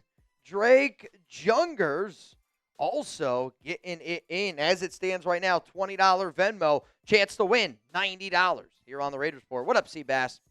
I went to Kansas City alone when the Raiders beat them on Christmas Day. It was epic. What if we pack in a section in Kansas City when they play for a Raiders Report meetup? I love this idea, and I would love for y'all to do it. But, again, I'm going to go live for game days. And, I think back to during COVID when we started going live, we went live because people couldn't go to the games. We wanted to be able to give people that atmosphere. So because I go live for every single Raiders game, I think literally the only way that something like this would be able to happen for me is if we added another guy here for our team. Because Jeremy's going to be live on his channel. I would need somebody who has the ability to go live on YouTube and do the game while I'm away. But we just don't have that type of manpower right now. We're getting there, though. Because I would want somebody who I trust, who I believe can actually, talk about the Raiders and do a watch party game. I mean, if it was a prime time, I'd be able to do it. It'd be fun. Yeah, I mean, if it was a prime time. If it was like a Monday night game. That would be wild. See, I don't know, I don't know if I'd want to do a meetup. I'd rather do, if we did something like that, I actually think it'd be cooler in Denver because I just think Denver's a city, I actually want to go to. I don't want to go to – I have no interest in going to Kansas City. I have no – if you live there, I'm sorry. It's not really on my bucket. Denver's a city, I do want to go to. And we should pack out a whole section with people wearing Raiders Report merch. Mm-hmm. How about that? I mean, at Penn State, they do the S section. What if we try to form an R? A V. A V for victory. A V, the flying V. We can make it happen. We got 1,700 people here watching this right now. I think that we could make it happen. Call me crazy. Call me a Raiders fan. We could do it. Though we should probably try to do it at Allegiant Stadium. But the problem with Allegiant is it's just so damn expensive. So damn expensive. Not in this economy. True. TJ Parkinson was absolutely legendary last night. Had a blast, dragging ass today, bro. I'm telling you this right now. I was a hurting pup, man. I'm telling you this right now. I woke up this morning and Chuck looked at me and he's like, "Are you ready to go for a walk?" And I was like, "Dude, I need another 20 to 30 minutes." Oh, It's not too often Alex gets up before me. She was up before me. Zahn was saying you should do one in PA, but I don't want to speak for Mitch, but I think a problem with that is, for me at least, whenever I go back to like visit my family and stuff, it's hard to like carve out any other time because I'm trying to just like spend all the time with them. And I imagine if Mitch went to PA, you'd want to spend a lot of time with his family. Yeah, and that's kind of the hard part about it, right? Like, I don't really get to go home all that often, so if I go to Pennsylvania, it's typically to go see family. Like, I'll be in PA for my buddy's wedding, June. It's like right around June 13th, but again, like I'm going for a friend's wedding, and then I'll be there like hanging out with my mom and my dad the other day. So, but TJ, I'm telling you this, man, I was really, really dragging this morning. I almost was breathing fire. That's how much I was dragging. Bobo Franco, I hate to break it to you, but he said season ticket holders need to stop selling their tickets. In Oakland, I went to every game. That's why you buy season tickets, not to make money. In Vegas, that's the name of the game, though, and it's not what you want to hear. But if other opposing teams, like we always say, the thing about the Raiders being in Vegas, it's the number one away game that every other team is going to want to go to. Correct. Every other team is going to want to go there. So and a lot of it is probably not even Raiders fans. I guarantee you there's people who aren't Raider fans that have Raiders season tickets. Businesses, other people. The amount of corporations and businesses in Las Vegas that have Raiders season tickets, I mean, it's kind of like one of the big issues with Vegas in general. And I mean, it's kind of the issue with a lot of places. It's the issue with the Super Bowl, right? Like when we went into the Super Bowl, like the media row area, like where the kids like area is, you can see all the past like Super Bowl ticket prices. And I would say just in the last 10 years, it has skyrocketed. But I really think because what happens is companies, corporations, they buy all these tickets, which then skyrockets the price. You know, it's what happens. But I think it's also happening at Allegiant Stadium. So it's just not as easy to be able to get as many Raider fans there because it's also expensive. What up, Ryan? Do a meetup at... Don't know what that is. I feel like islands are very controversial, so I don't know if we could do an island meetup. I mean, thought that this was at Prize Picks Island. Is there a Prize Picks Island? I have no idea. But then Poo Poo Point, that's... Yeah, I feel like island's very controversial right now. I would steer clear. What do you mean islands are controversial? You know. Okay. Just people being on islands. Oh, yep. All right. I got you. I was like, what island? I'm like, wow, it's clearly I don't watch the news. Carlos, let's go to Sac. I got a venue right in Old Sac next to where the Kings and the A's play. Okay. I mean, Carlos Comedy also. If any Raider fans are out there, definitely go support him, a comedian, an up-and-coming comedian, friend of the show. Shout out to the 916. I mean, like, this is like what it would take for me to go out there because I could not believe how many places were trying to charge us like a lot of money to just invite Raiders fans to the bar. Like, I was like, I'm bringing you business, and we're gonna. Yeah, imagine turning down somebody saying, "Hey, can I bring 100 people to your bar?" Like, nah, I don't want that. I'd actually rather not have the service. I mean, it's crazy, but I mean, if I ever did an event in Sac, I think this would be cool. Old Sac. Old Sac. Jorge, can Gino's contract still be voided for conduct? No. The Raiders missed that boat, but that was Pete Carroll's fault because Pete Carroll cared more about Geno Smith than he did the Las Vegas Raiders. To be fair, I don't think they ever would have done it. And it wouldn't have held up. Like, they would have gone to the NFL, like, basically the higher-ups, and they would have fought it, and the Raiders would not have won. Yeah, probably not. Damon. Facts. Okay. Money Main. What up, Money Man? Put together a Raiders Report tailgate against the Niners next year. That just seems like a risk. See, that's, again, like I hope that people show up to that game. I hope that there's no fights. I hope that there is, nothing but responsibility. But that would be a dangerous game. Like, it would be fun. I wouldn't want to put anything Chat Sports or Raiders Report Correct. in with that game because I just feel like that just leads to that's going to lead to a headline. Raiders Report tailgate leads to massive brawl or some. For everything that I heard from the Bay and everything that I heard from people from the Bay is that there will 1,000% be a fight at that game. At least one, if not multiple, tons of fights. I mean, there's a reason why they stopped doing regular season Raiders-Niners games. There's a reason. But, I would love to be able to do a Raiders Report tailgate. I mean, Chugs and I were going to do it this past year with, like, Raiders and Texans. Like, we were going to go down to Houston and do it, but the Raiders were so bad that I was like, I'm not doing that. So I'm not going. I like doing a tailgate idea though. Kobe Carson said, "Yeah, I'm gonna kick my homie's ass if they beat us." That's what I mean. Like I believe you. Like I believe you. But the one thing I will say, Raider fans get all the hate. Raider fans get all this like bad publicity. Niners fans are just as bad. If not worse. Like I feel like everybody talks about like, oh, Raider fans like known for being like the ones who start the fights, do this, that, and the other. I think it's equal, if not more, on Niner fans. Like Niner fans are pretty bad too. I think Niners fans are a little spoiled. I think they live in the past just like a lot of Raiders fans do, but I'm like, you guys haven't won in a very, very long time as well. You've been a lot better, but still haven't really won anything. What up, Anthony? The only way I give up Maxx is for a first, a second, and a Pro Bowl receiver. So if the Cowboys offered you their first, their second, and George Pickens. No. He's a Pro Bowl receiver. I don't want George Pickens. I have absolutely positively no interest in George Pickens. It does sound like they're going to franchise tag him, though. I mean, this would be, would y'all take that what trade? What team would this be? Chat, would y'all take this trade? First, second, and Pickens?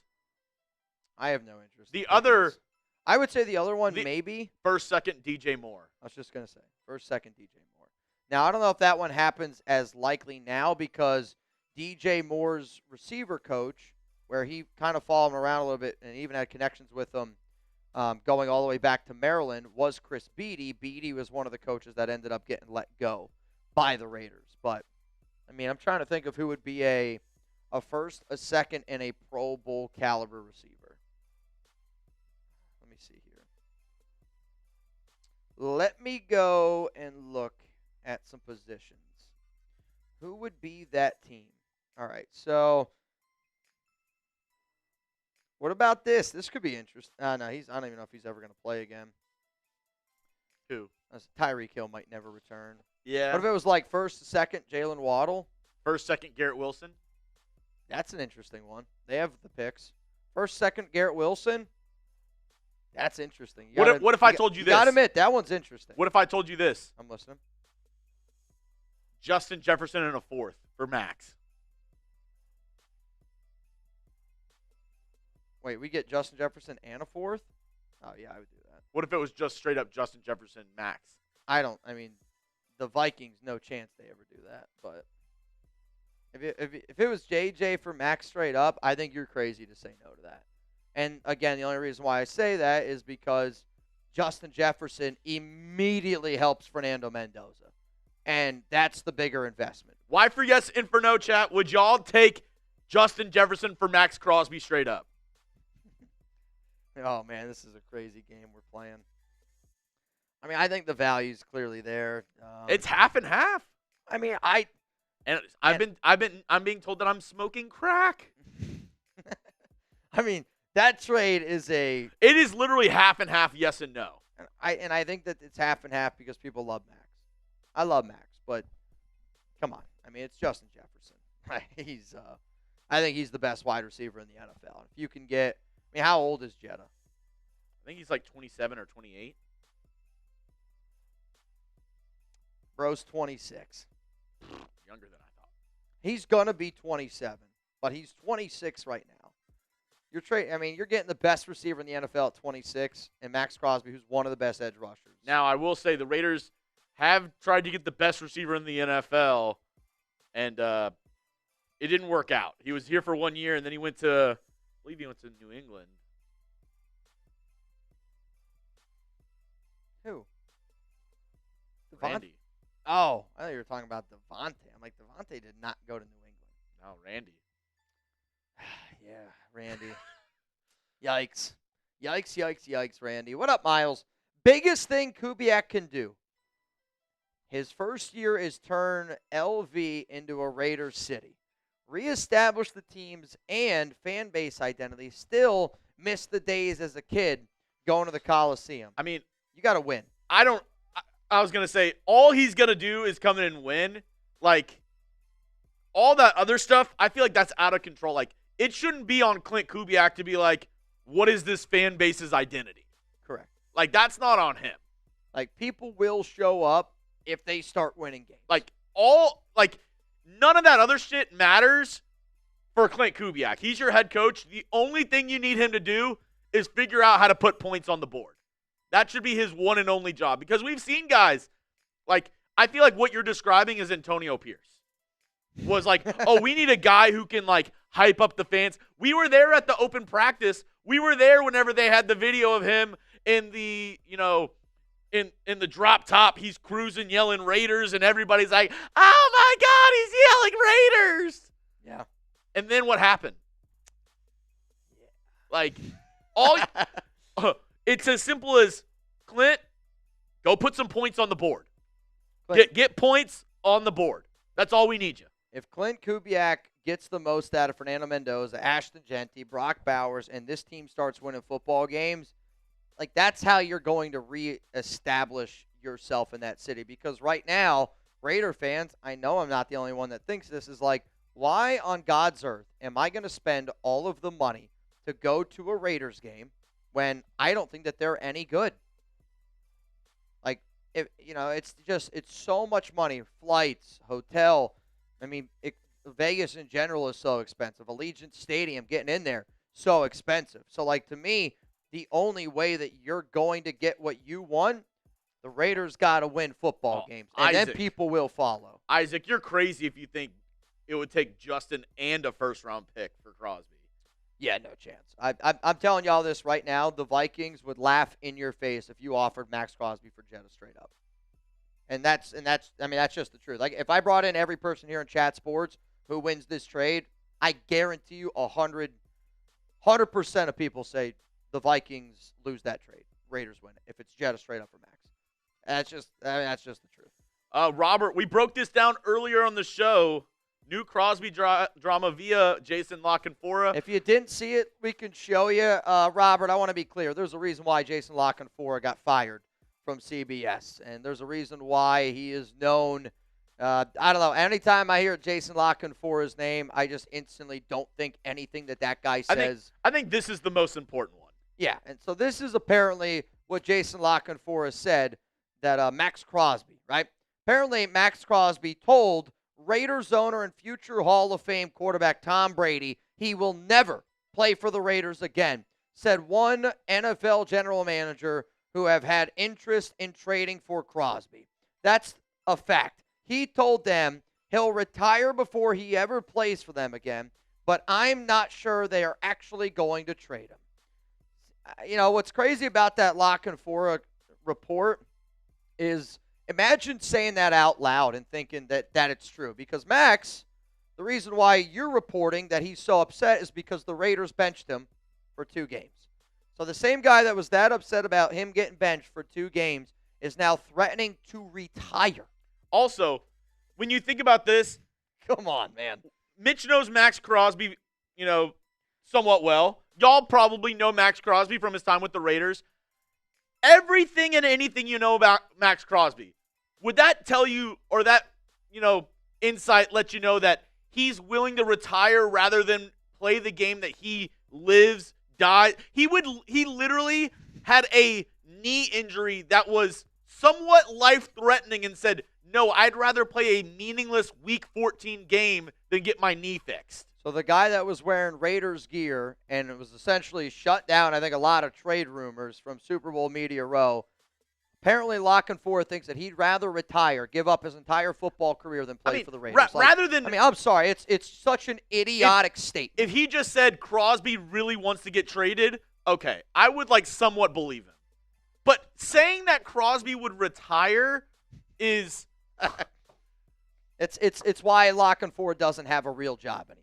Again, I don't know where he's writing. I don't know where it's Boom Sports or some bullshit that's like that. That's like if I went into the office and said, "Hey guys, for the rest of Chat Sports time, all of our lunches are vegan." Would not go over well. Would not go over well. Though, I mean, it's what happened with me at WeWork, anything's possible. This is horse shit. Again, man, I think if you see Jason Lockenfora, you should instantly think that it's a bullshit report. But I want to be clear. There is always a chance that any player can get traded. But when you see what Lockenfora put out there, I mean, that's what he does. He's kind of like, I'm trying to think, I don't know if you could think of a guy who's on TV that all he does is give hot takes. I mean, they've had a lot of hot takes and he's an insider.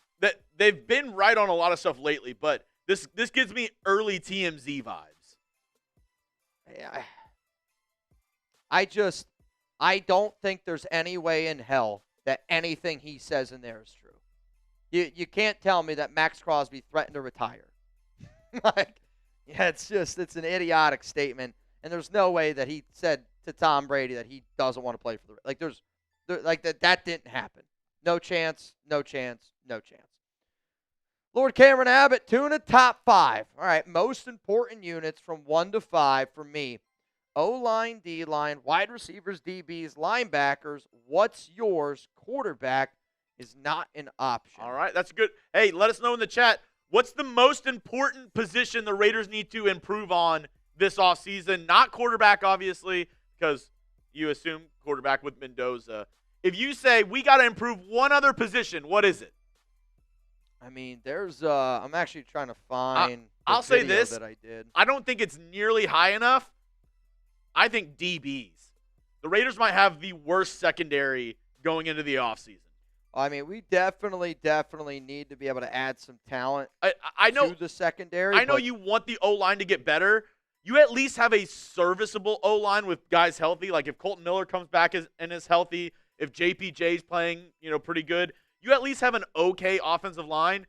The defensive, secondary is just – I can't think of one player on that secondary besides Eric Stokes that I'm like, he would start on almost, most teams in the NFL. I mean, Jeremy Chin would start on most teams in the NFL, but again, he's like the way you should play him at nickel linebacker hybrid. He's not somebody to drop back. I mean, he's a good. I actually think that Jeremy Chin is a good player. It's hard to evaluate because of how bad they were last season. I'm just trying to. Here we go. Here's the video I was looking for.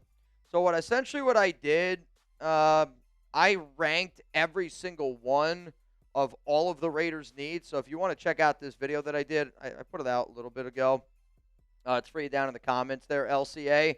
The way that I had it ranked, and again, if you want to get more analysis on it, I had interior offensive line.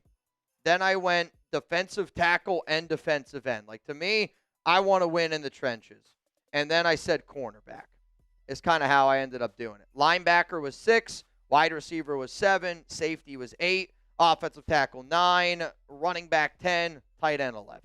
Number 1 was quarterback. So if you want to hear my reasons behind all those, please go check it out. But, I mean, we have a lot of needs. We have needs at every single position, I would say. I mean, we do. I think we have a need at every single position. TJ, if you don't know what it is, you can't afford it. I celebrated finally. Bowers jersey headed my way. 2 years.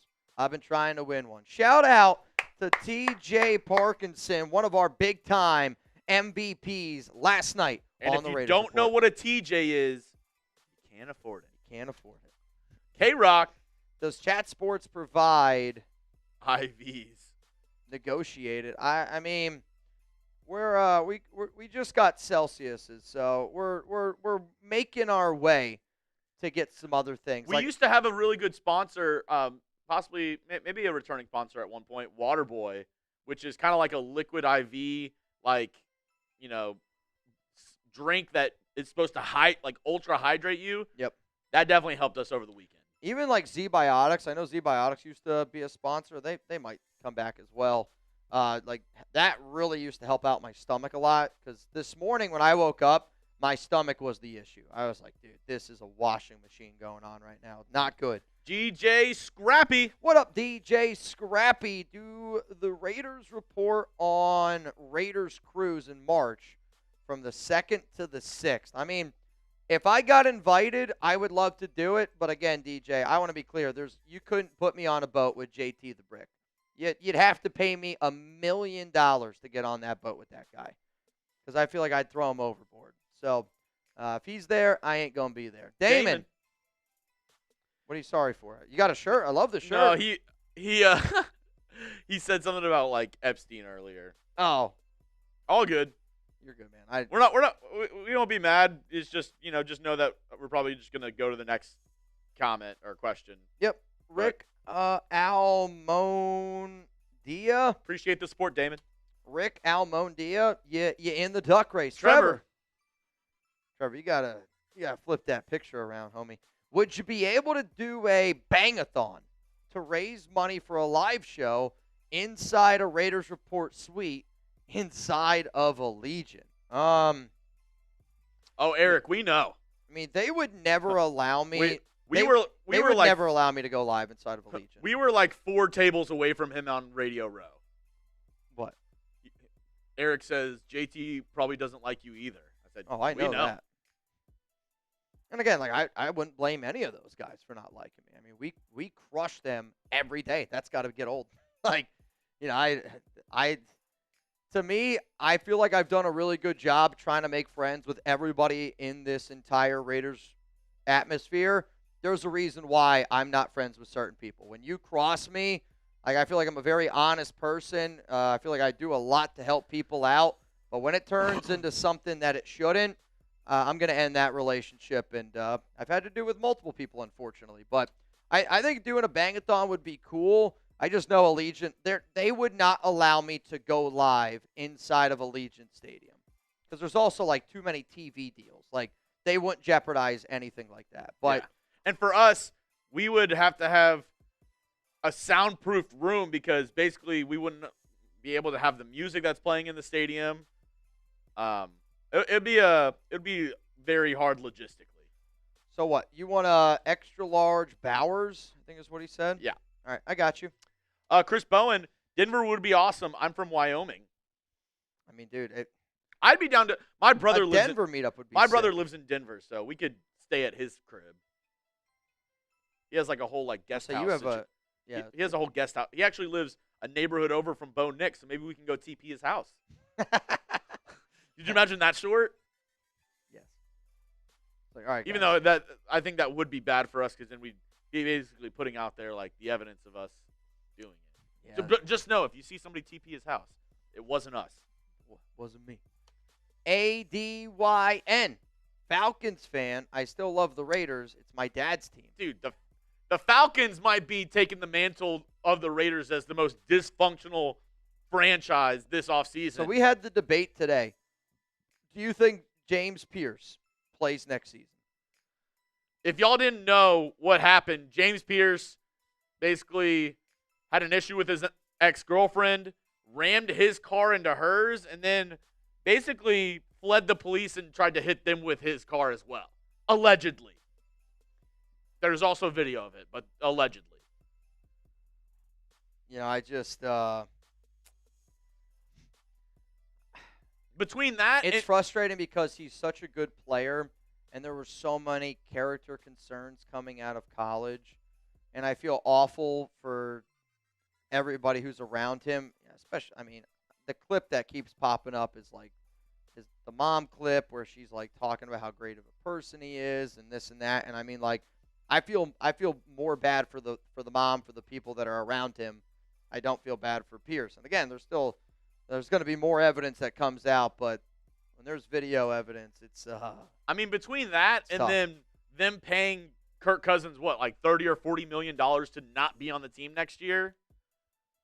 Yeah, Matt Ryan's doing some interesting things over there in the Michael ATL. Penix. You bring in Kevin Stefanski, like. And then Michael Penix is like your quarterback, but then you're very not sure if he's the guy. Like, can you keep Penix up? I was figuring how you're going to tie that in. What up, Kill 6? We get in Jim Schwartz. There's a possibility. I mean, Schwartz kind of made it sound like he wants to take a year off from football, but I think that he's trying to do that just so he can get out of his contract with the Cleveland Browns. And I think once Cleveland ends up hiring a DC, then you could see him being like, actually, you know what? I am interested in coaching this season.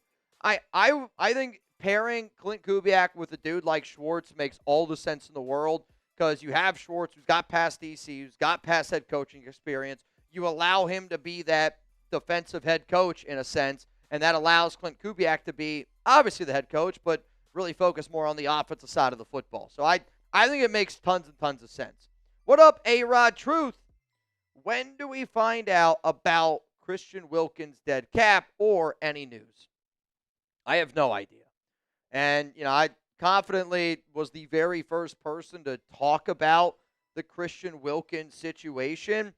And I had a few people ask me yesterday, or on Friday, they were like, all right, bro, you can tell us what happened with Wilkins.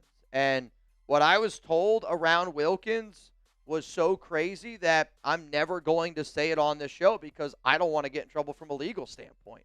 But what I do know is this. Christian Wilkins is a hell of a football player. Hell of a football player. Can't tell me he's not.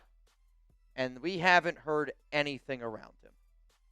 I think sometimes silence can be louder than actual news. And I think people right now are trying to figure out what exactly happened. Because if what happened, what I told, or if what I was told actually happened, he might get blackballed from every NFL team. I don't know if there's going to be guys that are going to want to play with him. Emphasis on the ball. Stop. Raiders for life. Let's get Trey Henderson and let Max eat. What do you think? Let's go Raiders. I personally think that that's a really bad way to build a team. You're going to bring in Trey Hendrickson, who's like 31 years old. I was going to say he's going to turn 32. Wants a brand new contract. Like, a team that brings in Trey Hendrickson should be a Super Bowl winning team. Like, that's why the whole Maxx Crosby trade rumors are interesting because I do not think that the Raiders are going to win a Super Bowl this year. And if you don't think that you're going to win a Super Bowl in the next 2 to 3 years, then you should entertain the idea of moving on from Max. But I don't think that this would be a smart investment for the Raiders. Again, like, you got to think about how can you be good this season, get better, but your window is, 2-3 years, probably a little bit more down the road. And Hendrickson, he wouldn't come here unless we really overpaid him, which I wouldn't want the Raiders to do. What up, Don? Max is a Raider for life. I think whether he finishes his entire career with the Raiders or not, I do think that he'll always be a Raider for life. To me, the only way that this kind of gets a little bit cloudy is if Max is the one that demands his way out. Because if Max demands his way out this offseason, where his knee is not 100% healthy and you're not going to be able to get that clarification until after June, his price tag is going to go down, right? Like, we could sit up here all we want and say, like, I want 2 first-round picks for Maxx Crosby.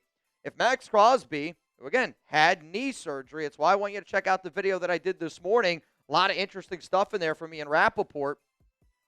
Like, if Max is like, I want to be traded from the Raiders, that price tag goes down. Now, there will be so many other teams out there that'll show interest, but I don't think you'll get 2 first-round picks then. I think if Max says, I want out, I think you're looking at like a first and a third. And people would not like that very much. So I agree with you, but if Max demands out, that will change, I think, a lot of people's thoughts of what they think about Max. I know it'll change mine. Barry, trade Max and a 4th to the Jets for 2 firsts and Membu. The only thing is the Jets are in a spot where a team trading for Max is thinking Max is what's getting us over the edge. Yep. The Jets have so much work to do. Like, they're not thinking about getting a premier guy right now. They're needing to build. Correct. And they need a quarterback. They need a quarterback. I actually think if you offered Maxx Crosby for Armin Membu straight up, they would pause about it, and only because They look at it as we need a quarterback. Armin Membu was a slam dunk pick for them past year at tackle. Again, it's not that Membu's better than Maxx Crosby. I don't think that. But you got to think about where that team currently is. Vinthrak, we're going to answer all the questions that we have lined up. And then after we are caught up, we're going to do a duck race. And then if no news has happened yet, we'll probably I do kind of want to do some OC and some DC candidates because I think at this point we know Klint Kubiak is going to be the next head coach of the Raiders. I mean, he literally said it last night, live television after the game. So I think honestly what I'm going to do is get through some of these questions here. We'll do a duck race today, $20 Venmo to get in. Guess who just got in? My guy Hong. My guy Hong, which I hope I am pronouncing correct. He came up to me at the event in San Jose and was like, bro, you always get my name wrong. And I do feel bad because I really try not to on purpose. But like I said to you, I can't look at your name and say it. I just now have to be like, all right, it's Hong. And I hope that I got it right. Your last name, that's going to be a whole nother story. So Hong, you in the duck race, $20 Venmo to win, $110 as it stands right now. What up, Alfredo? I enjoy a great laugh early in the morning. Thank you for breaking that Jason news early. I mean, again, like to me, I'm not saying that trading Maxx is going to be impossible, but believing that story is idiotic. I mean, believing that story is idiotic. I mean, that's what got Jason La Canfora kicked basically out of CBS because he would say just some outlandish shit like that. And be like, whoa, well, that's what I was told. I'm like, I get like, you know, if you were told something, I'm told shit all the time. But just because I'm told something, like I don't always tell you what I'm told. I tell you when I think it's interesting / like, all right, yeah, like that could potentially make some sense.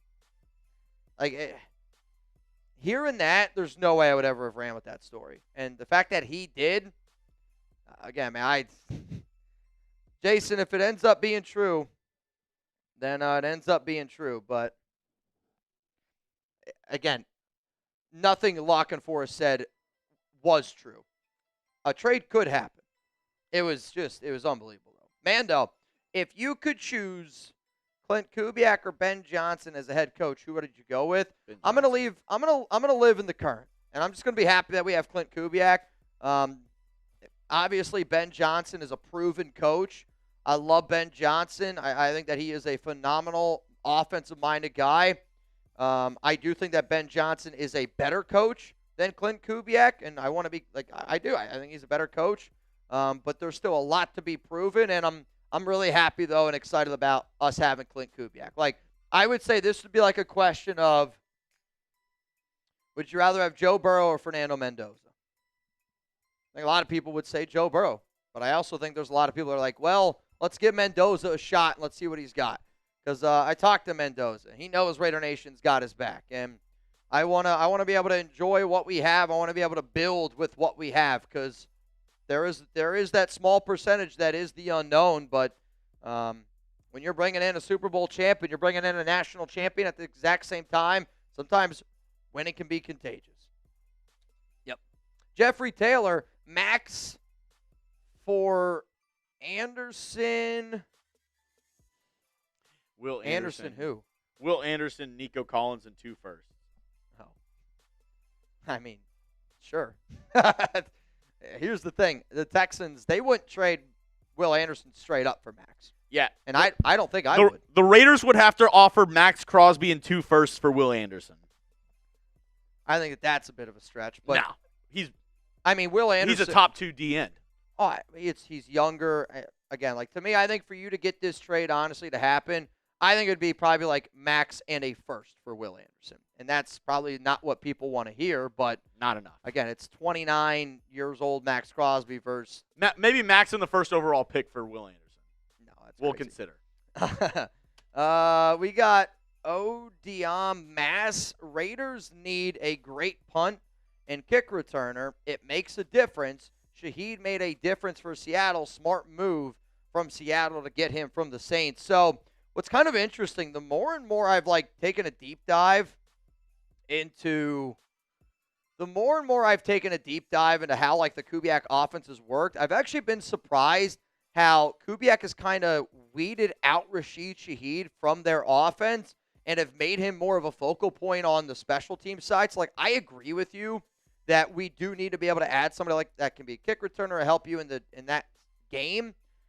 But I am concerned that if the Raiders were to bring in Rashid Shaheed, pay him 15, 16 million, like, I don't think he can be the number one receiver that the Raiders need. Like, I really, truly don't. Because, again, when you watch the Kubiak offense, Kubiak has kind of gotten away from using Rashid Shaheed.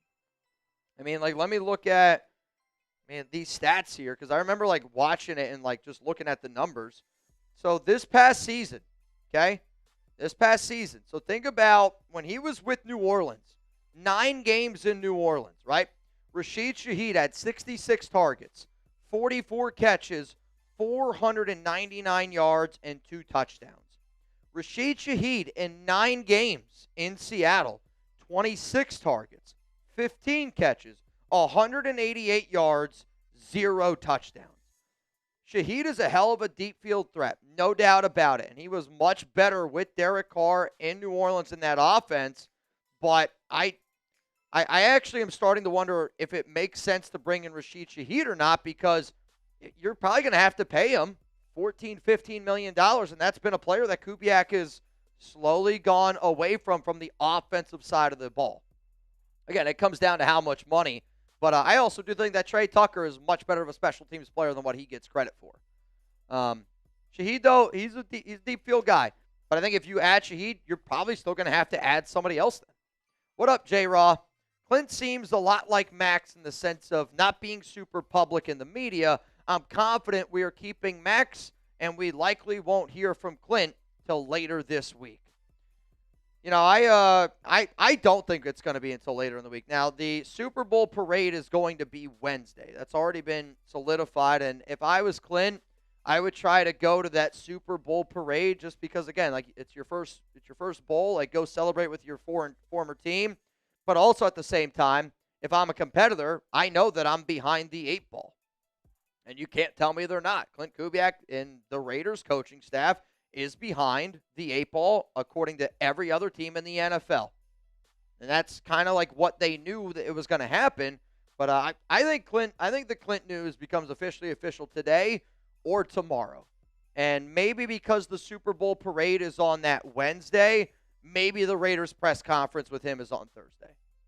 But I could also see it being tomorrow because I want to get this thing going. Like, I want to know who our coaches are. I want to know what our staff looks like, offense, defense. And I want to know, like, because, you know, if you're also the Raiders, the NFL Combine, like, the franchise tag window, like, they're not going to franchise tag anybody on our team, but, like, the NFL Combine is the 22nd. That is 10 days away. I'm going to be there. I'll be at the Combine. But if you're the Raiders, you know, you got to crush this draft. It's really important for you to have certain guys that you trust going there. So, like, I get what some people are saying, but at the same time, man, like, we got to pick this thing up here a little bit. What up, Hector? Raiders Report gang shirts and how much for a shout-out? I mean, we have Raiders Report shirts. If anybody wants to get their hands on one, it's chatsports.com/RR shop, Raiders Report shop.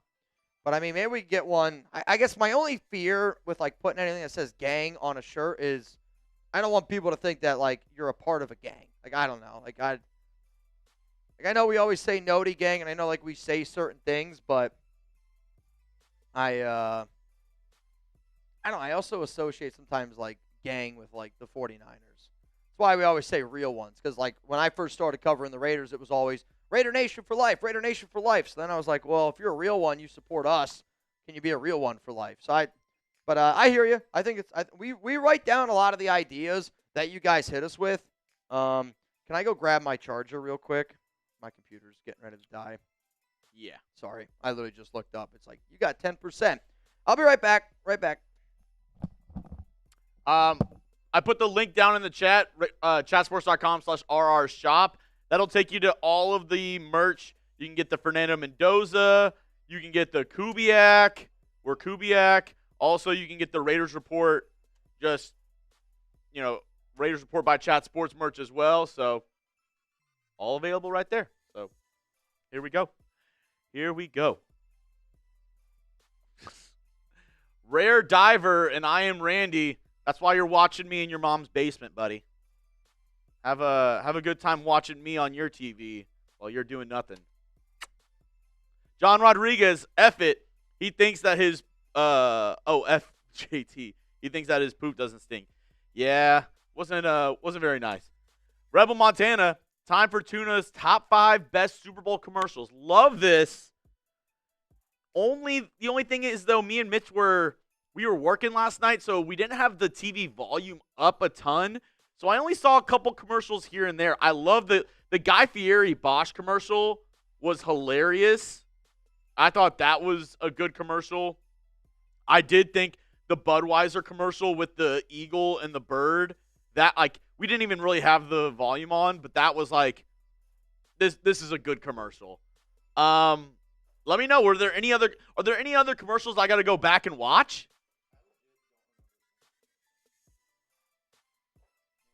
Yeah, I mean, I did see the Dunkin' commercial, like the Dunkin' Donuts commercial.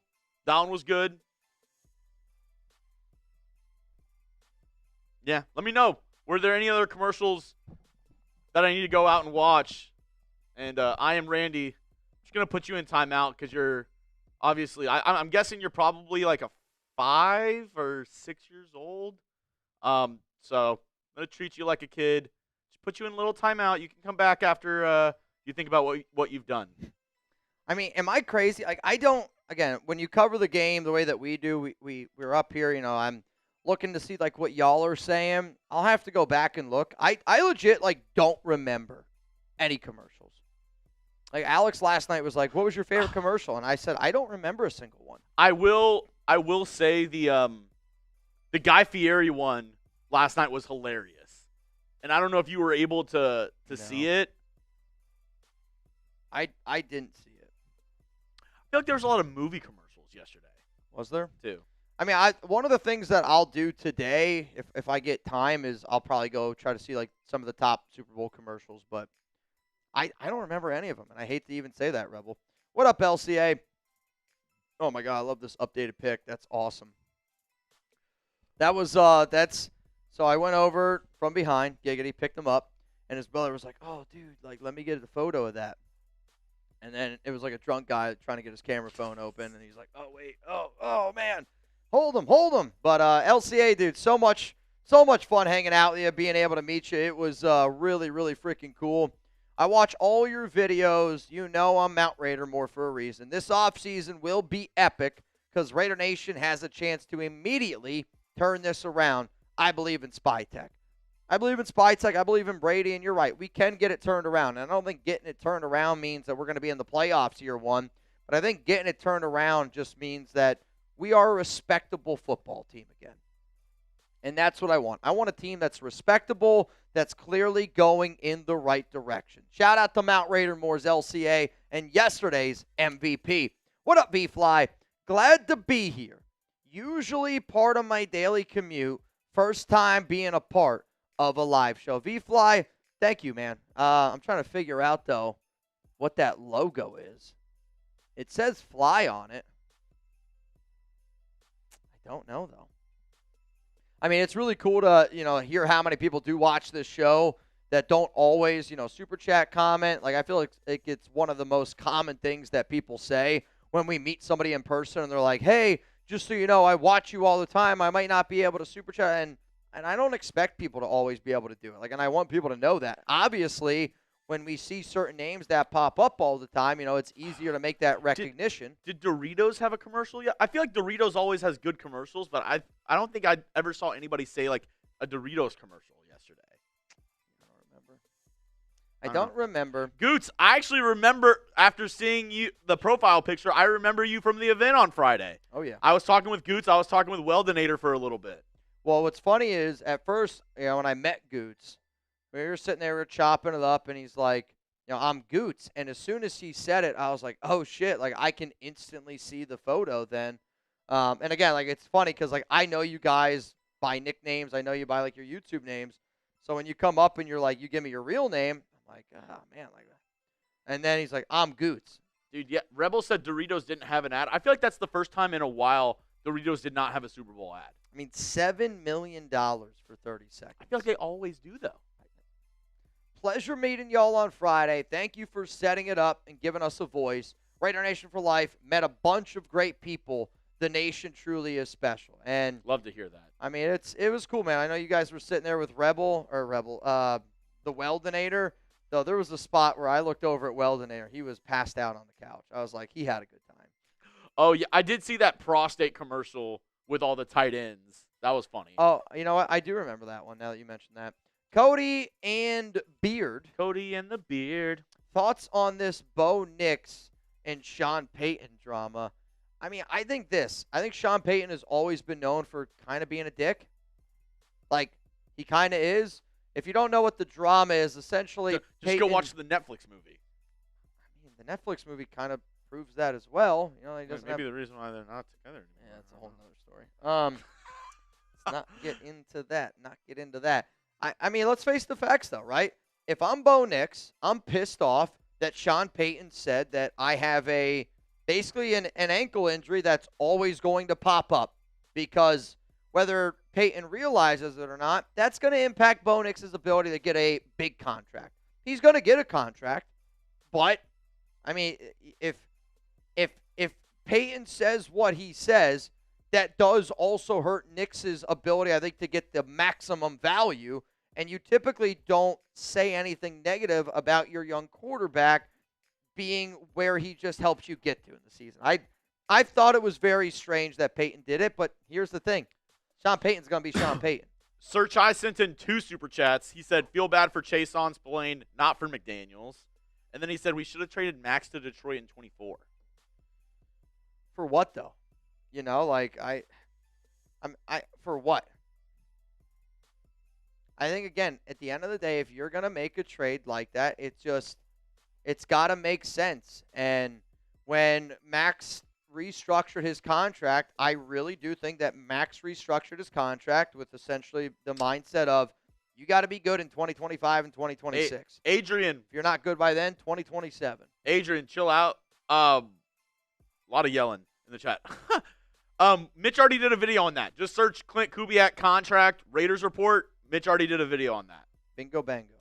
So, you want that answer? Go search it on the channel. We did a whole, I think, 10 to 12-minute video on it. Yep.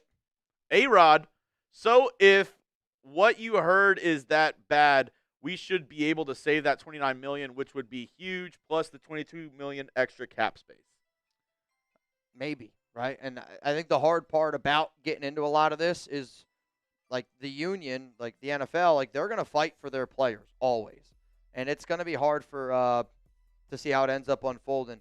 In terms of the Klint Kubiak contract, I'll put the link for you down in the I already did a full video on what I think the deal ends up looking like. I gave 2 options, but you know, I would hope that the Raiders can get some of this money, because what was 100% proven and what we reported last June was that he needs a second surgery, and that he didn't think that he needed a second surgery. And because he needed that second surgery, it's why he missed the entirety of the season, right? Like, again, I know that the NFL sometimes supports players that maybe have bad pasts, but the NFL does this. If you're good, they'll find a way to get on a roster. Christian Wilkins, being the defensive tackle that he is, every single NFL team would show interest in him. The fact that there has been no interest tells me that he needed the surgery, and there's some stuff going on. Adrian, you're all good. I just think it's funny when people comment in all caps. Like, I mean, it happens to me all the time, because when I build stuff, it's in caps. Darren, Brady had great hair. What up, Phil? Appreciate you, my guy. Also, I saw some people getting in our duck race. Reminder, $20 Venmo right now for a chance to go home with, looks like it's going to be $140, because I see David Ward in. John Fallon. Duran Raymond in. I feel that. Jeremy Valve, you in. John, you want to know why I know that as well? Is because we're actually really close to Frito-Lay headquarters here. It's in Frisco. I don't know if you knew that. Frito-Lay headquarters? Yeah, like one of their big headquarters. John Fallon said, hey, Chugs, Doritos and Lay's are the same company. And they had a Lay's commercial. I know this because I work for Frito-Lay. Well, John, if you can ever hook us up with the chips. We had Frito-Lay chips yesterday. Had a good – I thought I had hook it up. I mean, can we get Frito-Lay as a sponsor on this piece? I'll eat chips. Instead of drinking beers, we'll say bang. We'll pop the bag open and just – fistful of Doritos. I think I had a great selection of chips yesterday. It was buy 2, get 3 free at the store. I'm listening. So I just got like tortilla chips with some salsa. My other 4 chip choices, I went Cool Ranch Doritos. Okay. It was good. I'm partial to this. I know a lot of people like the normal nacho cheese. I go spicy nacho Doritos. I think they're much better. They were good. I go Burrito barbecue twists. I ate way too many of those last night after the show. And Cheeto puffs. I think I had a Cheeto puff or 2. Oh, yeah. I mean, when I got done with yesterday's show, we partied over with our Seahawks guys for a little bit. And, I mean, I'm not proud of this, but we did. We took down some chips. We took down some drinks, and when I got done, I was hurting. Did you answer this one from Phil? No. What do you think about Odafe Oweh or Jalen Phillips as an opposite end for Maxx Crosby? So one of these players I actually ranked as my highest edge that the Raiders should go out and target in a video. Again, I think for anybody out there, if you have a question, and I appreciate when you ask it, but I do also a lot of free agent target videos, and I do the top 10, defensive free agents that the Raiders could potentially look at. So Odafe Oweh I have ranked higher, and a lot of that's because the Jalen Phillips is a good player. The injuries do concern me a little bit, but I would be more willing to go spend money on Odafe because I also watched him a lot at Penn State, and he's the real deal. What up, Keith? Any news on coordinators he will get? Nothing really new today. I would say the only new information that maybe people don't know about is the expected offensive coordinator for the Raiders is supposed to be Andrew Janocko, but that's been a name we've been saying here for probably a week, maybe 2 weeks at this point. Not saying that he's going to be the OC, but saying that's absolutely a name that you have to consider because of all the Janocko connections with Kubiak from Minnesota, from New Orleans, in Seattle, and I think he's going to end up coming here. And there were 2 names. It was Jake Peetz and Andrew Janocko, who were the top 2 guys that I thought could be the next OC for the Raiders if they follow Clint. And because a Seattle report came out that apparently they're going to promote from within because ESPN's got Fowler ties, and this person who covers the Seahawks tie with ESPN because Fowler reported, hey, sounds like Janocko's the front runner to be the OC. I think Jake Peetz ends up getting the promotion to be the next Seahawks offensive coordinator. Let's go to Eric D. Max never definitively said he wants to stay in those interviews. Is he playing both sides like Devontae did? I think he could be. I mean, there is a chance, but I also think what Max is doing is what players should do. And it's a hard battle to be able to balance because, I think what Max has said in all of these interviews is I'm going to control what I can control. I'm going to be the best defensive end for the Raiders that I can possibly be. Because what happens sometimes is, Max was somebody that was, vocal about keeping Antonio Pierce. Antonio Pierce didn't work out. So now people kind of come back to Max and they're like, well, you were somebody that wanted him a part of this organization. I think when you're as just talented as what Crosby is, you should really only focus on you. And you should really only focus on what you can control. Because I do think that there's probably in the back of Max's mind, if a team would be willing that's a Super Bowl caliber team wants to go trade for Maxx Crosby, I bet you Max wouldn't mind that idea. But at the same time, I think Max, what he's saying is, listen, I'm going to control what I can control. Because as soon as you start talking about these other things, that's when emotions kind of get involved. And that's when it's oh, no, you said this. Oh, no, you said that. I don't think Max wants to deal with that shit. What up, Josh? Anyone feel a certain way about hearing Robert Spillane's name and being a captain in the Super Bowl? Me and Mitch were talking about this yesterday. If I'm a Raider fan, I'm more upset, not at Robert Spillane because he got the bag from the Patriots, and I understand the fact that, okay, you didn't want to match that because it was a little bit of an overpay. I mean, maybe it's not an overpay. He's been really good for the Patriots as well. What I would be more pissed off at, you had a UDFA in Drake Thomas, who this just tells you how bad the prior regimes are, is that he is a starting linebacker for the Super Bowl winning team. Drake Thomas was a Raider. The Raiders let him go and let the Seahawks pick him up. And he goes to Seattle and turns into a starting linebacker on a Super Bowl championship team. And the fact that you could have had that guy and kept him under contract for 4 years, had him as an ERFA, and basically had a starting linebacker for pennies on the dollar, like I look at, and I agree, Drake Thomas, if you go back and you look at my Raiders 2020, it would have been 2023, maybe it was 2024 UDFA video. It was one of those. You had him and McClendon Curtis as the top two guys. Those were my top two. And again, Drake Thomas wasn't a player that was going to wow you from an athletic standpoint, but he just always found a way to be around the football, and that's a very important. Yeah, so it was 2023 UDFA. If you go look at my Raiders 2023 UDFA grades, I guarantee you Drake Thomas is, I don't know if he was the highest graded guy because I know he was also really high on McClendon, but I'd say guarantee he was a top 3 guy that I had. To be honest, though, the one that actually should get all y'all even more mad, K'Lavon Chasen. 1 year, $2 million is what he signed with New England.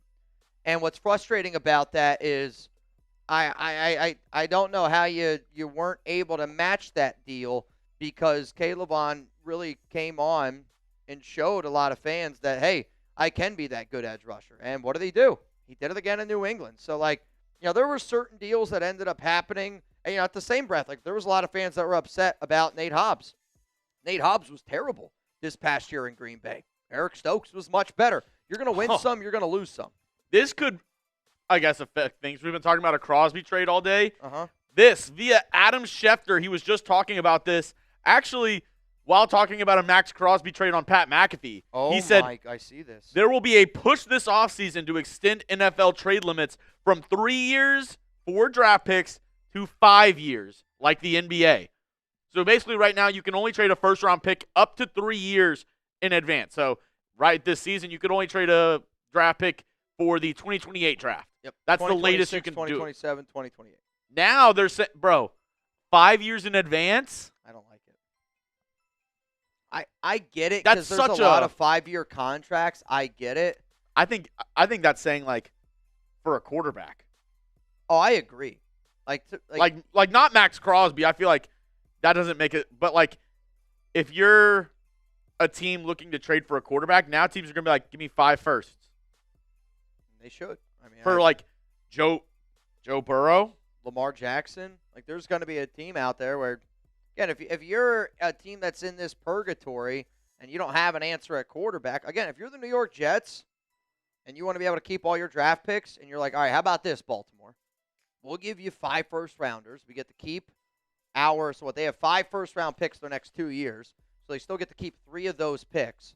And then they just get rid of all the other first-round picks that they would have had, and then they get their quarterback. That's wild. I don't think I would like it. I mean, I say that, and then again, it just probably means more trades happen, which I like. More trades are always good for us. What up, LCA? If you head to France for an event, I'll be there one way or another. We will get more than 25 Raider fans, I'm sure of it. But regardless, it's a vacation. I mean, anytime hanging out with the nation, I always don't take it for granted, and I agree it's always like a vacation. I don't know how many people would it would depend on how many Raider fans are overseas that are willing to travel there. I think you and a very select few would fly over to France to do a meetup. I mean, dude, if we did a meetup, I feel like it'd have to be a multiple day thing. It would have to be Friday we get brunch, Saturday night we get drinks. I feel like a full trip like that. But then again, here's the thing. If I want to go over to France, I'd want to see some of the country. I'd want to, I don't know. I'd want to. I also know, I don't know if you could pull off going to France and not taking Alex. Oh, I mean, there's no, I already know that would be an issue. I mean, if we went not saying that she was giving me a hard time this past trip, but she was like, oh, I'd like to be able to go. And, I mean, I'd love for her to be able to go. It's just always it's a work trip. So like that's kind of the hard balance of it. But yeah, man, I mean, if we went She wouldn't want to sit at Radio Row for 7 hours? Nope. No, she'd probably help us get more interviews, I'll tell you that. 'Cause I feel like it blows my mind. And Jeremy and I, again, we're not going to maybe tell the story. Maybe we did last night. I don't remember. There was a former NFL player who was trying to get with some people. We'll leave it like that. And I couldn't believe how many current and former people, we'll say, how thirsty they are and how easy it is for them to go up to. It blew my mind, man. I'll just leave it like that. I don't know. It blew my mind. Hector. What up, Hector? Shout out to you, man, for supporting the show. Kill 6, back again. Shout out to you.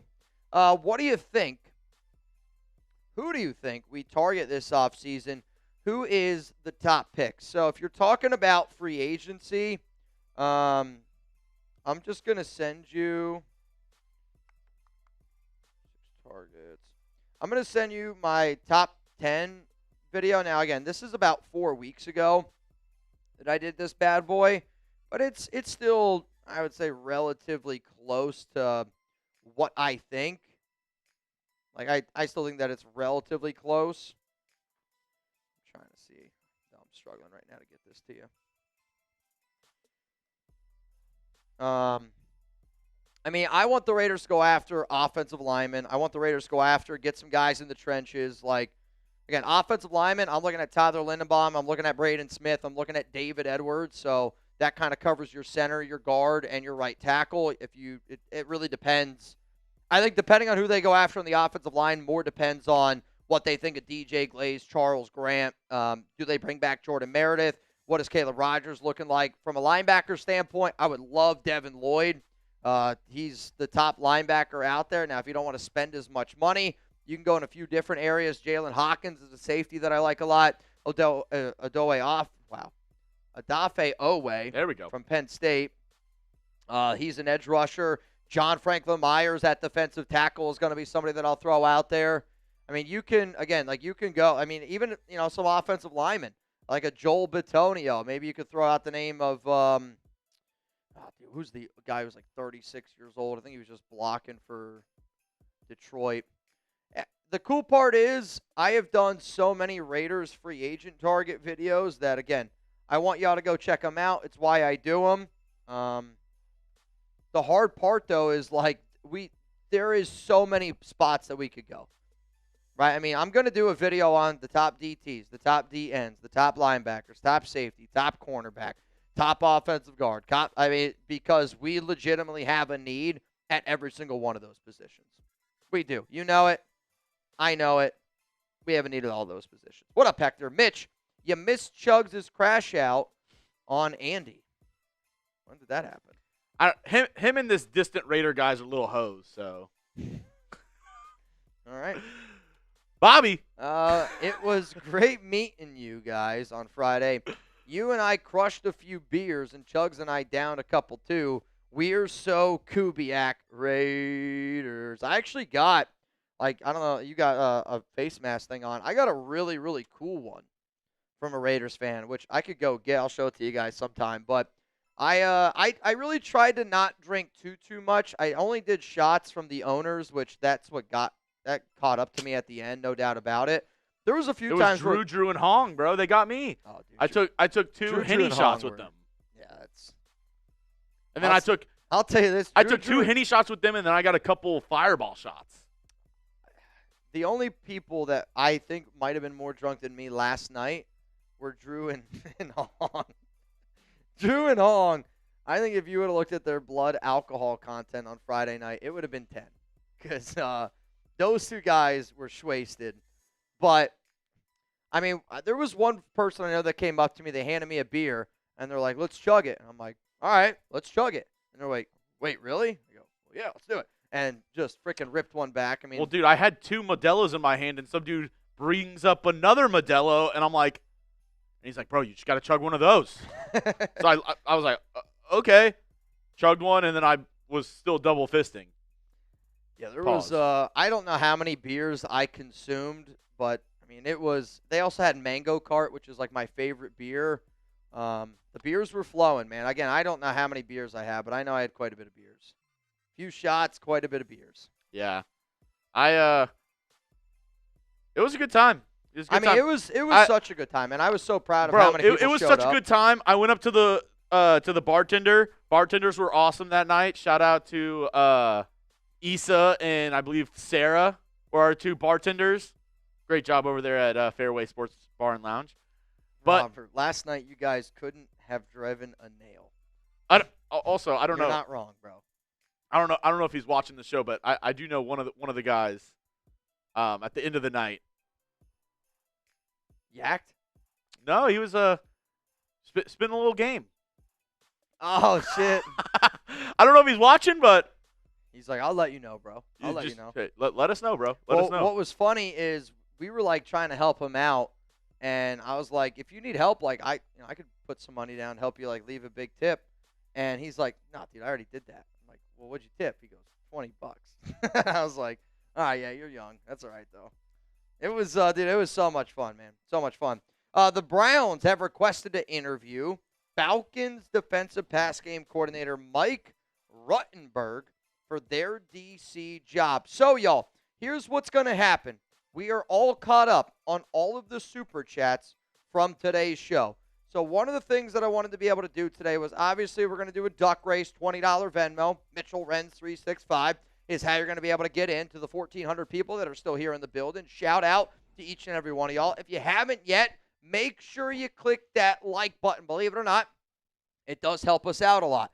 So here's what I want to be able to do. Because I think it looks like we are going to hire Klint Kubiak to be the head coach. It's going to happen at some point. I at least want to be able to do an updated look at some potential OC DC candidates. So we'll do those 2 segments. We'll get them up on the channel, and then we'll probably get on out of here today. Again, if the news ends up happening that, hey, the breaking news is officially official that Klint Kubiak is the next head coach of the Raiders, well, then obviously we're going to hang out here and we're going to chop it up a little bit longer. I did originally an OC video. An OC video probably 2 weeks ago at this point, but there's been a lot of changes in the NFL. Some of those guys have jobs. Some of those guys, are still available. So I just wanted to give you a little bit of a updated list. It's not a top 10 list, though. So just make sure that first one changes. Like that part. We were going to try to find 10 names, and then unfortunately I've had to just axe names off left and right. So can I, before we do this, though, can I just go grab a Celsius? Because I need a little bit of a jump. Yep. Sorry, y'all. First off, though, I see some people getting in this duck race. And, again, it's a $20 Venmo. Mitchell Renz 365. The last name that I saw was LA Crash Dog. Shout out to my guy, Gunny. Anthony Ramos, you in. DeAndre Mallory in. Suavemente getting it in. Mark Gallagher, and then Saul Lopez. So as it stands right now, it is a $20 Venmo. Mitchell Renz 365.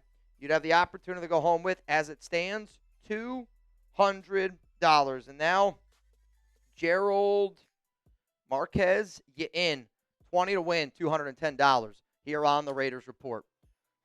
I'll be right back. All right, let me know an NFL prospect we should watch some more film on. Let me know down below in the comments section. Let me know. Roque Martin. You don't have to watch, buddy. You can go somewhere else. Let me know down below a prospect you want us to watch some more film on. Let me know down below in the comments section.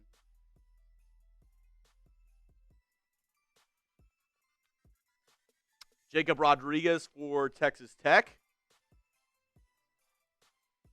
He's a good one. Harold Perkins Jr. from LSU is another decent one. Mekhi Lemon. I've heard some people around the draft community say Mekhi Lemon should be a first-round talent, but a lot of people think he's going in the second or third round. Malachi Fields. Let's see. Bain. It's going to be very hard for the Raiders to get Bain unless they trade out of the first pick. or if you take him number 1 overall. Let's see. Jacoby Lane could be an interesting one. Josiah Trotter out of Missouri. Genesis Smith, free safety from Arizona. Chad Powers, hell yeah. Drew Aller from Stabler.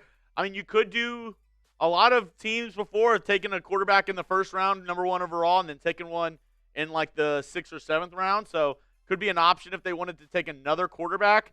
Don't know if they will. They have AOC as a backup. Let's see. Nadam Tucker. Any UM or Indiana out of the offensive linemen for Indiana, I really like their center, Pat Coogan. I watched every Indiana game this year. My wife's an Indiana alum. I mean, he's really good at the center spot. He played 4 years at Notre Dame, so you know he's a smart offensive lineman. Those Notre Dame offensive linemen really know what to do. And then he played really well. Parker from Clemson. I've actually watched some film on him. Husker Raider, the tackle. I believe it's like Blake Parker from Clemson. Pretty good prospect. I believe right tackle prospect. Could be a decent name. Yoda Jenkins. Scott Sterling, the guard and tackle from Oregon. I do know Emmanuel Pregnon, the interior offensive lineman from Oregon, is getting a lot of buzz. Eric Gentry, 6'6" linebacker from USC. Elijah Surratt is a good name, wide receiver from Indiana.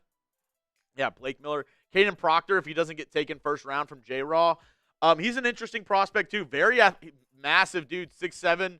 But he also is really athletic. They've let him at Alabama. They made plays where he got they threw him a screen pass, or they threw him the ball or let him run the ball. So, if they're allowing him to at least run with the football, pretty good athlete. Bo Callahan, yep. All right, looks like Mitch is back.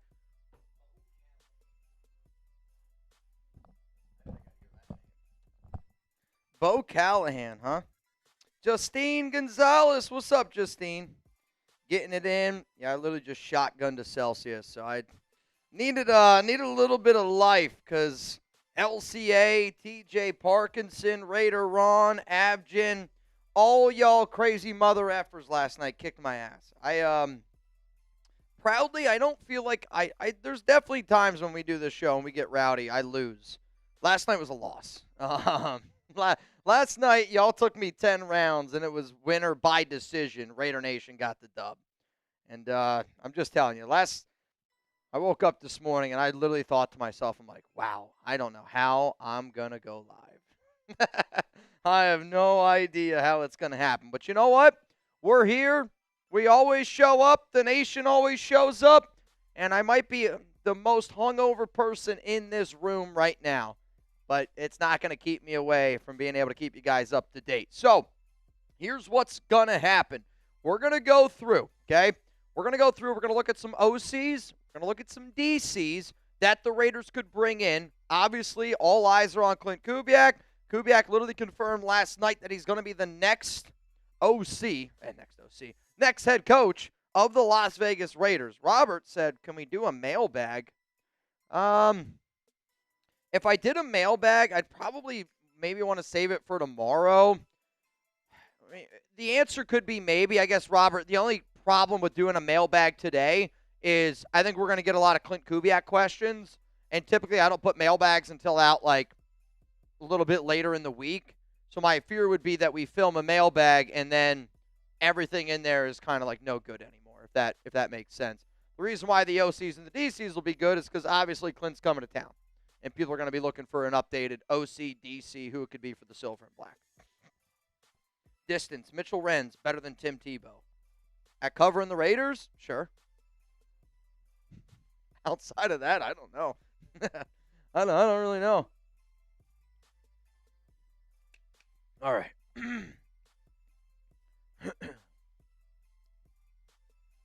All right. You guys ready? So these are not ranked in any particular way. It is Prize Picks, right? Okay.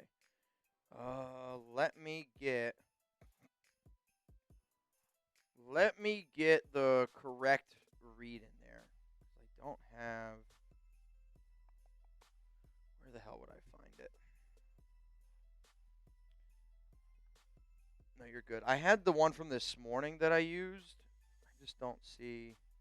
Is it the one that I did this morning? I don't have a prize picks lineup. I mean, you can show if somebody made one earlier. I have the read now. I'm good. Sorry, I'm working through a few little odds and ends. Oh, bro. The big game. The big game is no more. The big game is no more. Okay. I am ready to rock. Let's rock today. We're going to do OCs first. Okay. You guys ready? I know. You guys have been waiting. We're going to go OCs, and we're going to go DCs. We're going to run the duck race, and then if we don't have any other news that ends up going down today around Clint, if we're all caught up on supers, then we will get out of here. The longer, if you want me to stay live, the more super chats we get, the more questions we get, the more comments we get, is how that's going to end up going down. In my mind, we're going to do 2 segments. We're going to run a duck race. We're going to get through all the super chats, and then today's live show is going to end. So if you want to keep it going, I'm always an honest man. That's how you're going to keep the show going. Ready to rock, ready to rock. Let's talk about some of these OCs that could be joining Klint Kubiak in Las Vegas.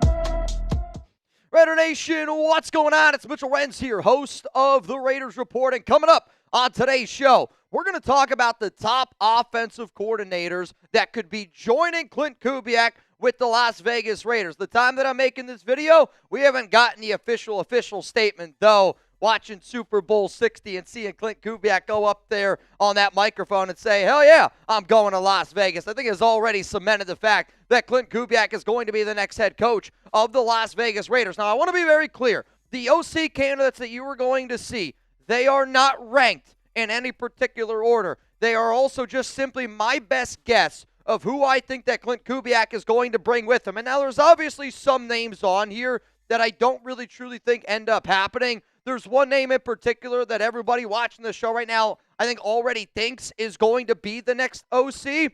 But for the Raiders, Klint Kubiak head coach, he's still going to call the plays. I want to make that very clear. It's just you're still going to bring in somebody to be the offensive coordinator for Klint Kubiak. Now, if you're looking for more videos this entire offseason, whether it's around head coaches, whether it's around OC, whether it's around the DC, whether it's around free agency, trades, the NFL draft, if you find yourself looking for free Raiders videos every single day, make sure you click that subscribe button. Make sure you turn on those notifications, because I promise you this, I know I'm not the only person excited about Klint Kubiak coming to the Las Vegas Raiders, and there's a reason. In my perfect offseason video, it starts with Klint as the head coach. And we got to get this thing going in the right direction. I met so many Raiders fans excited out in San Jose because 2026 does feel different.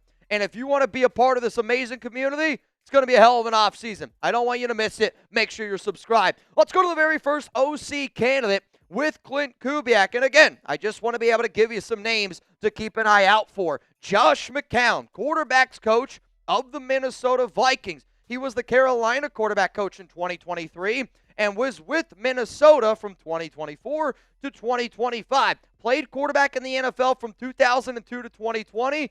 And because McCown has done a solid job with a lot of quarterbacks, and because he has some of those interesting ties around the NFL, if you're a dude like Kubiak and you already know that you got your X's and O's locked down and that you're going to be able to call plays, you try to bring in somebody who's very well respected around the league. And Josh McCown is very well respected around the National Football League. Let's go to another candidate here, and it's going to be Brian Callahan, former head coach of the Tennessee Titans. And just because you're a failed head coach doesn't mean that you don't know how to call plays, right? I mean, Josh McDaniels was a good example of that. But 4-19 as the head coach of the Tennessee Titans. He was the Bengals offensive coordinator, though, from 2019 to 2023. Did a lot of really special things with that offense and Joe Burrow. 2 years as the Lions quarterback coach, 1 year as the Raiders quarterback coach. So I don't know. Maybe we decide to bring back an old familiar face, Brian Callahan. Good coach, good OC.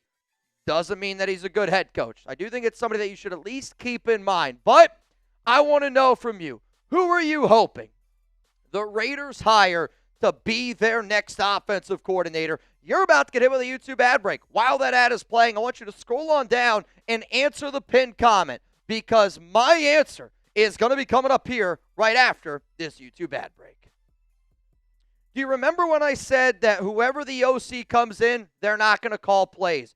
It's going to be Klint Kubiak calling the plays. And I've said this so many times in regards to Fernando Mendoza that I want the best version of Fernando Mendoza. You want synergy. The reason why you hired Klint Kubiak is because you want the best version of Klint Kubiak. The best version of Klint Kubiak, and the number one guy that has helped get Klint to where he is right now, his name is Andrew Janocko, the quarterback's coach of the Seattle Seahawks. And again, this is not somebody that's going to call plays, but Janocko has been with Kubiak and has helped him become the best version of Klint Kubiak, the guy that Tom Brady, John Spytek, and the Las Vegas Raiders have hired. Janocko, quarterback coach for the Seahawks right now, was with Klint Kubiak in Minnesota from 2019 to 2021, was with the Saints, with them 2024, obviously in Seattle. And when I first started talking about Janocko, I would say it's like 2 weeks ago, right? It's been recently reported over the weekend, I believe it was during when I was at Super Bowl Media Row, that the front runner sounds like it's Janocko, but that's because he has followed him. And if you're the Seattle Seahawks, you got to figure out how you got to keep some of your people. And if you're Klint Kubiak, you got to figure out how to bring some other people with you. So to me, I would have said the top two candidates that Klint Kubiak would bring to the Las Vegas Raiders, Andrew Janocko. The other candidate, I'm going to say, is Jake Peetz. And if Peetz ends up staying in Seattle, he's going to be the new OC in Seattle. If Janocko ends up staying in Seattle, he's going to be the new OC of Seattle. I don't see the Raiders getting Peetz, and I don't see the Raiders getting both Peetz and Janocko, is how I should say it. But Peetz right now is the pass game coordinator. Worked underneath Saban, worked underneath Sean McVay, Mike McDonald, was also with the Raiders when Derek Carr, I think, really did a phenomenal job getting that ball rolling. There was a reason why he was the highest paid player in the NFL at that time. But the best years you saw out of Derek Carr, Jake Peetz was on that staff as a quarterback coach assistant, as an assistant quarterback coach, and as a senior assistant. My point is, Jake Peetz is a well-respected name. I think Andrew Janocko and Jake Peetz are the top two OC candidates to join Klint Kubiak in Las Vegas. Speaking of number one, we got the number one fantasy sports app out there. It's Prize Picks. And I know the big game just ended. Football season is over. But hey, man, shoot your shot on Prize Picks and get $50 instantly in lineups when you play your first $5. That's right. Prize Picks is now giving you $50 in lineups when you sign up and play your first $5. Prize Picks makes every dunk, every dime, and every board that much more exciting. So don't miss the chance to get started on America's number one app for sports picks. Prize Picks is simple to play. You just pick more or less on at least two player stats, and if you get your picks right, you could cash in. Prize Picks offers stacks, meaning that you can pick the same player up to 3 times in the same lineup. You want to pick more on Steph Curry three-pointers, maybe points and assists? Now you can pick all of them in the same lineup on Prize Picks. So make sure that you join millions of users. And my big game lineup did not end up happening. I went with a $5 power play to win 177. And yeah, I did not end up getting it. But you know what? I had a lot of fun. And for me, I love watching football. I'm not the biggest basketball guy, but once basketball season is now what I have to watch, if I'm going to watch a basketball game, you already know I'm getting a Prize Picks lineup in. And if you feel the exact same way, then download the Prize Picks app today. Make sure that you use code CLNS to get $50 in lineups after you play your first $5 lineup. That's code CLNS to get $50 in lineups after you play your first $5 lineup. Prize Picks. It's good to be right. Let's keep it rolling here with some of these OC candidates for Klint Kubiak. I'm going to say Rick Dennison, senior offensive assistant in New Orleans with Kubiak in 2024. Also was with Kubiak from 2019 to 2021 in Minnesota as the offensive line coach, run game coordinator. This is the one job where I think there is a chance that Dennison follows Kubiak to Seattle. But I want to be clear. I do believe Andrew Janocko will be the OC of this team. But I do think that there's a really good shot that Dennison follows Kubiak and could end up being an offensive line coach, because here's the other interesting part. Clint was an offensive assistant for Dennison when he was the Denver OC in 2016. These guys have been together for a long time. They obviously love being able to work together. But getting Klint Kubiak here, it's important to obviously build Mendoza to get the quarterback situation going. But if you want the best version of Fernando Mendoza, you got to make sure that you got your ground game with Jeanty solidified. You got to make sure that your offensive line knows what the hell they're doing. And I think Rick Dennison is somebody that you absolutely have to keep in mind. And I think that this is more, again, of the offensive line coach approach that the Raiders could take. But here's another name that I would love for the Silver and Black to be able to get. It's Justin Oughton, the run game specialist for Seattle. And over the past, I think it was he took over in week 9. And when he took over in week 9, Kenneth Walker, Charbonnet, that entire Seahawks ground game, took that next step. He was the Broncos OC in 2022 when Kubiak was the pass game coordinator and quarterback coach. Also, he's got Shanahan ties back in 2016, same as Kubiak. He also worked with Vrabel. And I bring that name up because you know that Tom Brady obviously values Mike Vrabel and their time together in New England. Brady was interested in hiring Vrabel last offseason, and you just saw Mike Vrabel be able to get his team to where they're at right now. Sure, they lost in the Super Bowl, but you're still able to get there.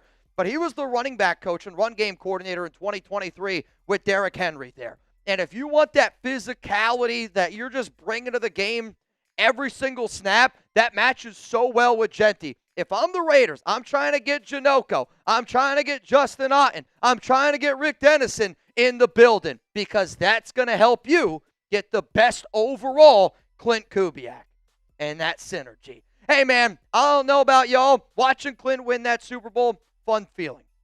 Being able to hang out with Raider Nation on Friday, fun feeling. And I know I was not the only person that felt like, you know what, man, we're freaking back. The Raiders do feel like we are finally going in that right direction. And I know fans are fired up about it. So if you want to wear Kubiak shirt, because if you feel like we're back, then this is how you're going to be able to show me. Chatsports.com/Kubiak. That link is going to be down in the comments. It's going to be down in the description of today's show. Hoodies, T-shirts. If you need Kubiak gear, if you need Raiders Report gear, it's going to be at that link down there below. Don't go to that next one because I think he got promoted. Let's go to this name right here. Cliff Kingsbury, former OC of the Commanders, and this has been a name that I know has been floated out there multiple times. But here's what's kind of interesting about it. He was the OC from 2024 to 2025, and he actually picked this job over the Raiders job. Texas Tech head coach, also the Cardinals head coach. I don't mind the idea of the Raiders finding a way because, again, you're bringing in a first-time head coach in Klint Kubiak. But we got to also face the facts here. There is very slim chance that Cliff Kingsbury takes a job that he's not the one calling plays. And because of that, I don't really think that there's a great opportunity. Cliff's just a popular name, and I think when you do OC candidates, Cliff, I actually do think he ended up going to the Rams too. I was going to say, there was a few names on this show where I was like, Nate Shieldhouse, nah. Cliff Kingsbury, I think he ended up, but maybe he would take an OC job. But I'm pretty sure he's with the Rams. Yeah, I was going to say, Chuck's like, yeah, I think he's with the Rams. Bottom line is this. I think I've already given you who I really do think is going to end up being the next OC of the Raiders. But at the end of the day, it is an important job to be able to hire because you got to be able to find a way to get the best version out of Klint Kubiak. So to me, I'm trying to bring people over from Seattle. And I actually did a video earlier last week about the top coaches that you could see the Raiders try to bring on over from the Seattle Seahawks. Because, again, Clint's always done that where he's brought people over. And if you guys want to stay up to date on all things going on around the Raiders, I always try to do my best keeping you guys up to date here on YouTube. But I do provide a lot of other content on Twitter, on Instagram at MitchellRens365. So Klint Kubiak is going to be the next head coach of the Las Vegas Raiders. We know that. He's going to be one calling plays. They're still going to bring in an offensive coordinator. I would say the top 3 people to keep in mind for that job: Andrew Janocko coming in at number 1, Jake Peets coming in at number 2, and I'm going to say Justin Oughton coming in at number 3. What up, Hector Gonzalez? Shout out Raiders down below. I know, I'm like, I've tried to go through and I tried to see where he's at. I'm looking right now. I'm kind of kicking myself in the butt about Cliff. Yeah, he's a senior offensive assistant for the Rams right now. Senior offensive assistant. That's on me. Hector Gonzalez, shout out to you, man. Adane Ventura. Can we get Chad Powers? I tried to watch that show. I watched it, but I also was like, so many times, I'm like, this is such a dumb show. I mean, the premise is ridiculous. Like, that people, yeah, it was a ridiculous show. What up, Nick? Trade idea, okay. Pats receive Maxx, Raiders 2 first, and Christian Gonzalez. You're not even close. I'd say if you want Christian Gonzalez, I mean, you're definitely not getting 2 first-round picks. I promise you that. Maybe a first. Like, again, maybe a first Christian Gonzalez, and then it's Maxx, and we probably also got to throw in a 4th or something like that. I mean, Gonzalez is one of the best corners in the NFL. He's one of the best corners in the NFL. And, yes, I think that defensive ends are more important than cornerbacks, but I think the problem with Maxx Crosby for a lot of Raiders fans is, and it's like this for most teams and most trades, we value our players more, right? I mean, they're on our team. Maxx is a Raider, but no, I mean, this is not close for what it would actually be. I'd say if you want to make this, again, close, I think it's Maxx. We also give up a 4th-round pick for a 1st-round pick and Christian Gonzalez. But I don't think New England has any interest at all. Because, again, if you're going to trade for Maxx Crosby, you're trading to win now. So getting rid of Christian Gonzalez doesn't help you win now. It would be draft picks is really what I think it ends up going down. Reminder, y'all, we are doing a duck race today. $20 Venmo. Mitchell Renz 365. I did see we got a few extra people that got in. The last time that I saw it was 20 to win. $220 on the program. So I just saw Robert D. Liberto in. Kurt Shook in. James Ferguson in. Serapio Perez in. And then Jesus Franco, you in. $20 Venmo. Now for the opportunity to go home with $270 here on the Raiders Report. $270 to the winner. $270 to the winner. Do you think maybe we should try to make sure? Can you just do like a quick check on all the DC guys to make sure that they're not anywhere before we get into that next one? Sorry, I just don't want that to happen again. Because I remember seeing Shieldhouse, and I'm like, nah, because Shieldhouse is going to get promoted. But, I mean, most of them should be good. Like, the one name that makes me, Al Harris, look him. DeMarcus Covington, and then those ones at the bottom, probably some other names to look at. Thank you. Sorry. Again, y'all, you can scan this QR code. If you don't know what a QR code is, you just get out your camera, hover over that bad boy, and you're ready to rock and roll. Simple as that. Simple as that. Let me get rid of some of my tabs here. What do we got? What do we got? I cannot wait until the Raiders season has started already from Matt. You know, Matt, there's a part of me where I always say that myself, that I can't wait for the next season. But then I'm also like, I just love the offseason so much more. Like being a Raider fan during the offseason is just more fun. I'm hopeful, just like you have to be as a fan of this team. You got to be hopeful every single year. And you're right. Like, I mean, I know this. Like, I know week 1 I'm going to be going bananas. I'm going to be going crazy in excitement. But I want to crush the offseason first before I say I'm excited for the regular season. Because, like, I want to believe in my heart of hearts that we're going in the right direction. Because, you look at the AP year, I mean, I haven't felt really confident about a Raiders team in a really long time. Like, Josh McDaniels, I never believed in.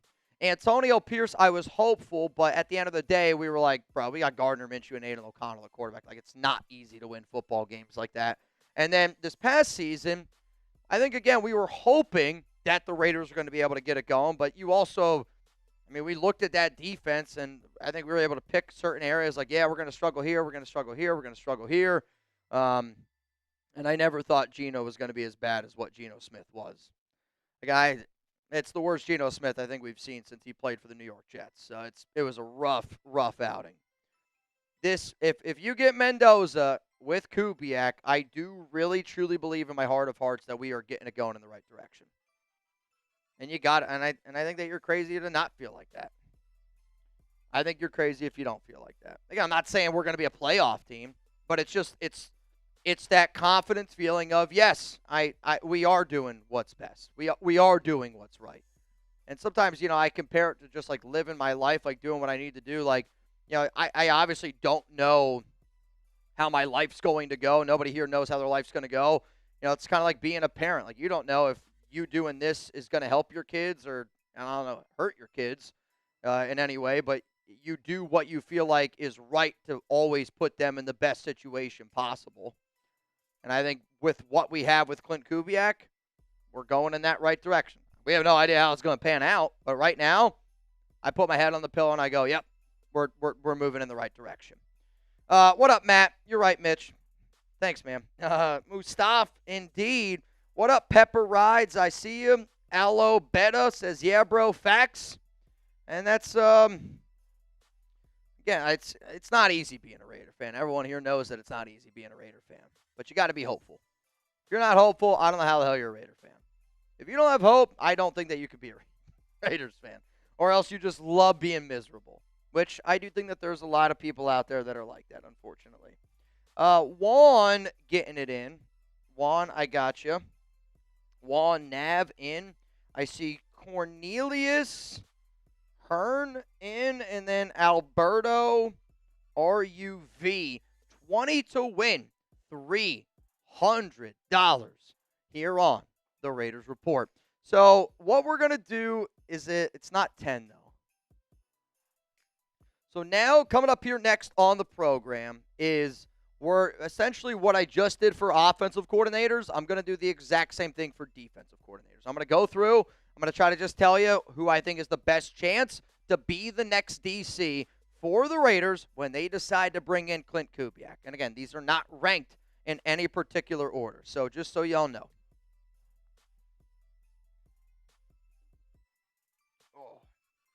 And we don't block people. We just put people in timeout. And I think at the end of the day, like, if you're saying things that you wouldn't say to us in person, or if you're being disrespectful, just, I think playing the blame game is easy to do when you don't look at yourself.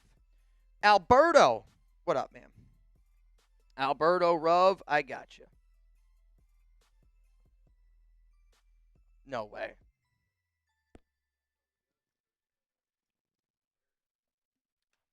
Raider fans love to live in the past. Jack Del Rio would be interesting.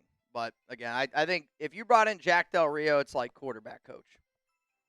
I don't know, offensive specialist, something. Like you're not going to bring in Jack Del Rio to be offensive coordinator. That's crazy talk. I think so, at least. All right, let's get into the top defensive coordinators, and I'll say this. We are 25 likes away from 1,000 likes. Getting 1,000 likes on a random, and yeah, it's kind of like a random Monday show, it's a big pat on the back for what Jeremy and I do. We've been live for 3 hours, and if you appreciate the live coverage that we provide, everybody here can click that like button. It costs you absolutely nothing, and if you don't think that it helps us, then you're lying to yourself. Coming up, let's get into some of these top defensive coordinators for Klint Kubiak and the Raiders.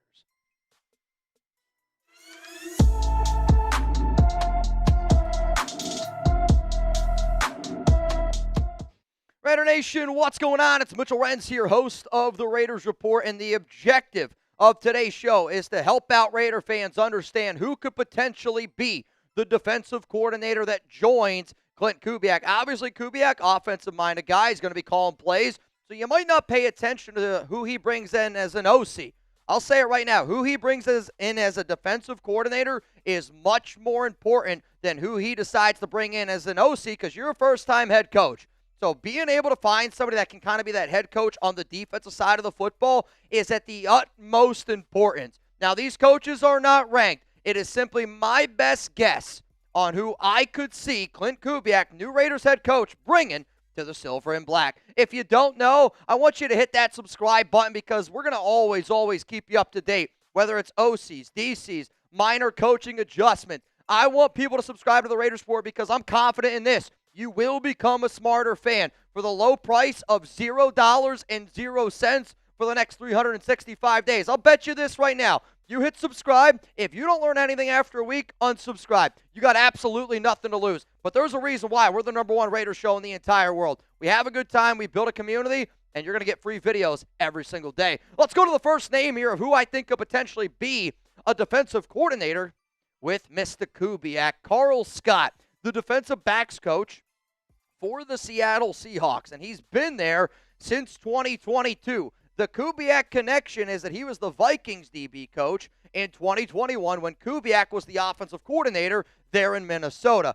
Also, it's got some really good ties with Nick Saban, Alabama DB coach from 2018 to 2020, was also with Texas Tech from 2016 to 2017. So this has been somebody that's been coaching, and he's been a part of the college game. He's been part of the professional game, which is really important simply because you got to be able to connect with your players, especially when you're going to be the defensive head coach of the Raiders. Let's go to another name here I'm going to throw out, Justin Hines, or it could be Hines, the defensive lines coach for the Seahawks over the past 2 seasons. And the #1 reason why I think that defense was as good as what that defense was in the Super Bowl, it's because when you're able to get pressure with 4, it just makes everybody else so much better. Like, when you get pressure with 4 and everybody else can just be an athlete and do exactly what they need to do, it is a lot easier for those guys to go out there and execute their job.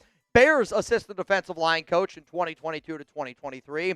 Also was the DC at Western Carolina in 2021. I'll be clear, I don't think that Hines ends up coming to the Raiders, but because he did such a great job with that defensive line, I look at Justin Hines very similar to the way that I look like a guy at Rob Leonard. And real recognize real. When you do a good job, you deserve to get a shout-out about it. Let's go to another candidate here, Chris Partridge. And I don't know if this is a name so much for a DC. Obviously, this is the defensive coordinator show. He's been the outside linebacker coach from 2024 to 2025. But what's really interesting here is Chris Partridge also was the special teams coach at Michigan.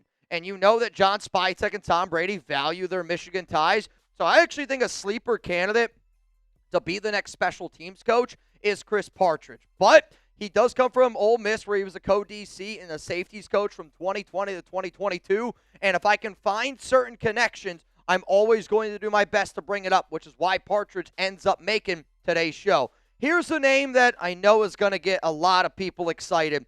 It's former defensive coordinator of the Browns, Jim Schwartz, who was the Lions head coach in 2009 to 2013, was the Eagles defensive coordinator from 2016 to 2020. And then you got the Cleveland Browns, and it sounds like Schwartz doesn't want to be a part of this organization anymore. And one of the reasons why, if you're a Raider fan, I think getting a guy like Schwartz is really important, is because you know that he's got head coach ties.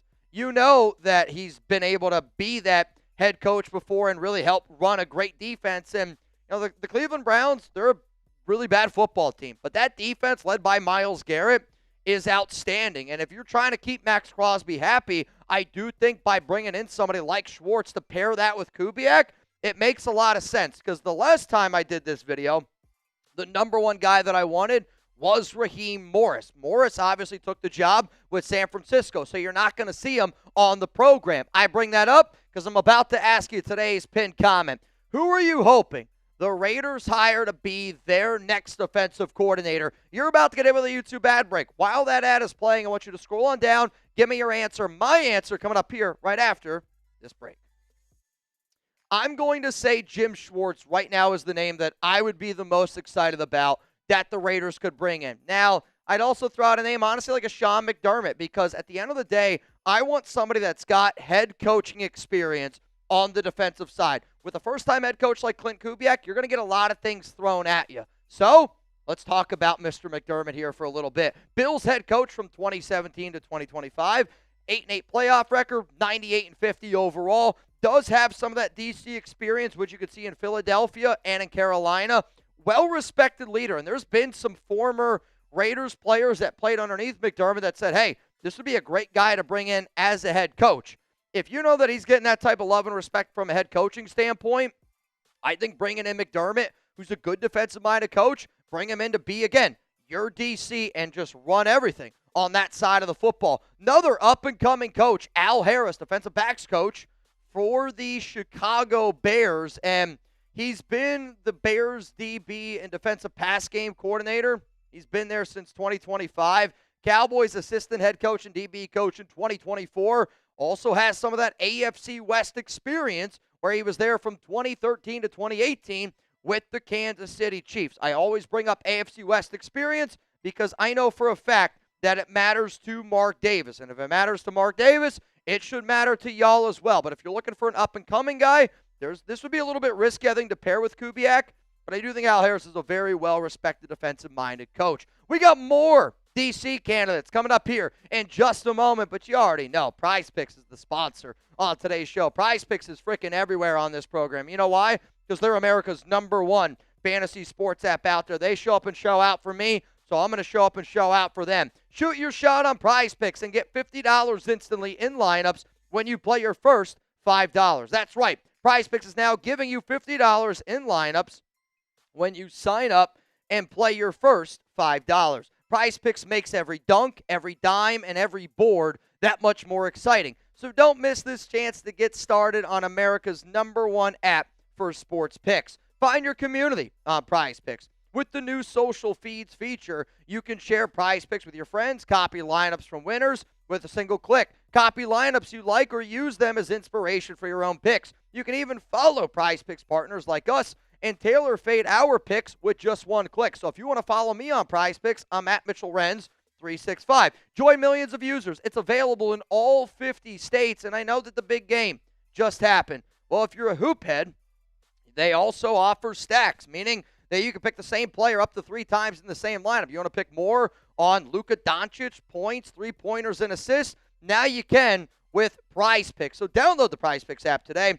Make sure that you use code CLNS to get $50 in lineups after you play your first $5 lineup. That's code CLNS to get $50 in lineups after you play your first $5 lineup. Prize Picks. It's good to be right. Let's go to a name that I don't think is going to be the next DC, but the Raiders are keeping Rob Leonard, who's been their defensive line coach.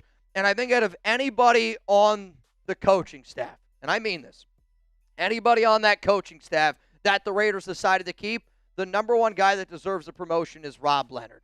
And I know he's one of the best defensive line coaches in the entire league. He's got 16 years of coaching experience, 13 in the NFL. Worked underneath John Harbaugh in 2020, which is important because I know that the Raiders value Harbaugh. I know that they value the entire Harbaugh family. And for the Raiders being interested in Jesse Minter, that's a Harbaugh mind, defensive mind. Could you also be interested in bringing in a guy like Rob Leonard? Let's go to another potential DC candidate, DeMarcus Covington, who currently is the Packers D-line coach and run game coordinator. Here's the connection, though, with Brady. Patriots DC in 2024. I know that did not go well, and I know Brady was not a part of that organization, but because he's got some Patriot ties, co-DC at Eastern Illinois in 2016. So, again, he's been a defensive coordinator before, but he does have some overlap with Brady in New England from 2017 to 2019. And when I do this show, I'm always just going to try to give you some names to keep in the back of your mind. Here's another name to keep in the back of your mind. It's a little bit of an older name. Andre Patterson, the defensive line coach for the New York Giants, where he's been since 2022. The connection is he was on the Vikings assistant head coach and co-DC in 2021 with Kubiak. Again, Kubiak was the offensive coordinator for Minnesota in 2021. He also, though, worked with his dad. And the fact that Patterson worked with Gary Kubiak from 2019 to 2020, I do think that matters to Clint, because one of the things that got brought up back last Sunday when all the news piled in that, hey, it's going to be Klint Kubiak, was the fact that John Spytek and Gary Kubiak had a little bit of overlap, and Spytek was a big reason Gary said why they won a Super Bowl in the first year. So because Andre Patterson has some Gary Kubiak ties, I just wanted to be able to throw his name out there on today's program. We got more coaches, though, coming up. We got more DC candidates than we did OC candidates, because I think OC is a little bit more set in stone, where defensive coordinator is much more up in the air, because, again, it's more important that the Raiders hit a home run finding their DC than finding their OC, because Clint's going to be the guy calling plays. So you need to be able to bring in a defensive coordinator that you know can call plays. You know what, though? I do really feel like we're back. I feel like Raider Nation has got the right steam going, and if you're excited about having Klint Kubiak be the next head coach of the Las Vegas Raiders, go to chatsports.com/Kubiak. That link is going to be available to y'all down in the comments, down in the description. Whether you're looking for a t-shirt, whether you're looking for a hoodie, if you are confident that Klint Kubiak is going to help Raider Nation get back, and I mean back to the winning ways, that link is down in the comments. It's down in the description of today's show. All shapes, all sizes. Chugs has the hoodie, which I was jealous of. I'm a big fan of the hoodie. I had the t-shirt I was wearing out in San Jose. Got a bunch of people giving us compliments. If you also agree that we're back, chatsports.com/Kubiak. Let's go to the next name here, and it's Steve Wilks, former defensive coordinator of the Jets. I want to be very clear. I would be pissed if the Raiders decided to hire Steve Wilks to be the next defensive coordinator of the Las Vegas Raiders. Why do I say that? Because he's been at so many different places and hasn't done a very good job. I mean, you're talking about DC experience. The Jets, 49ers, Missouri, Cleveland, Carolina. When you're one and done that often, there's usually a reason behind it. He does have some head coaching experience, which is why I'm bringing it up. And the biggest reason why I'm bringing him up is because he did work with Kubiak in 2023. So when he was the DC of the 49ers, Kubiak was also there as a pass game coordinator. It was a year that Brock Purdy really took off. Let's go to an interesting name. And this is actually somebody that I brought up last year because I had a source reach out to me and said, hey, keep an eye out for George Edwards when the Raiders hired John Spytek. And he was the Vikings DC from 2014 to 2019. And in that 2019 year, Kubiak was there with him in Minnesota. Was also the Buffalo Bills defensive coordinator from 2010 to 2011. But the fact that he worked with John Spytek in 2023, again, you got to find as many connections as humanly possible. There's obviously so many defensive coaches out there. And what I always try to do is pinpoint, if I think there's a connection, I'm going to bring his name up here, which is exactly why you're seeing George Edwards. But you know what?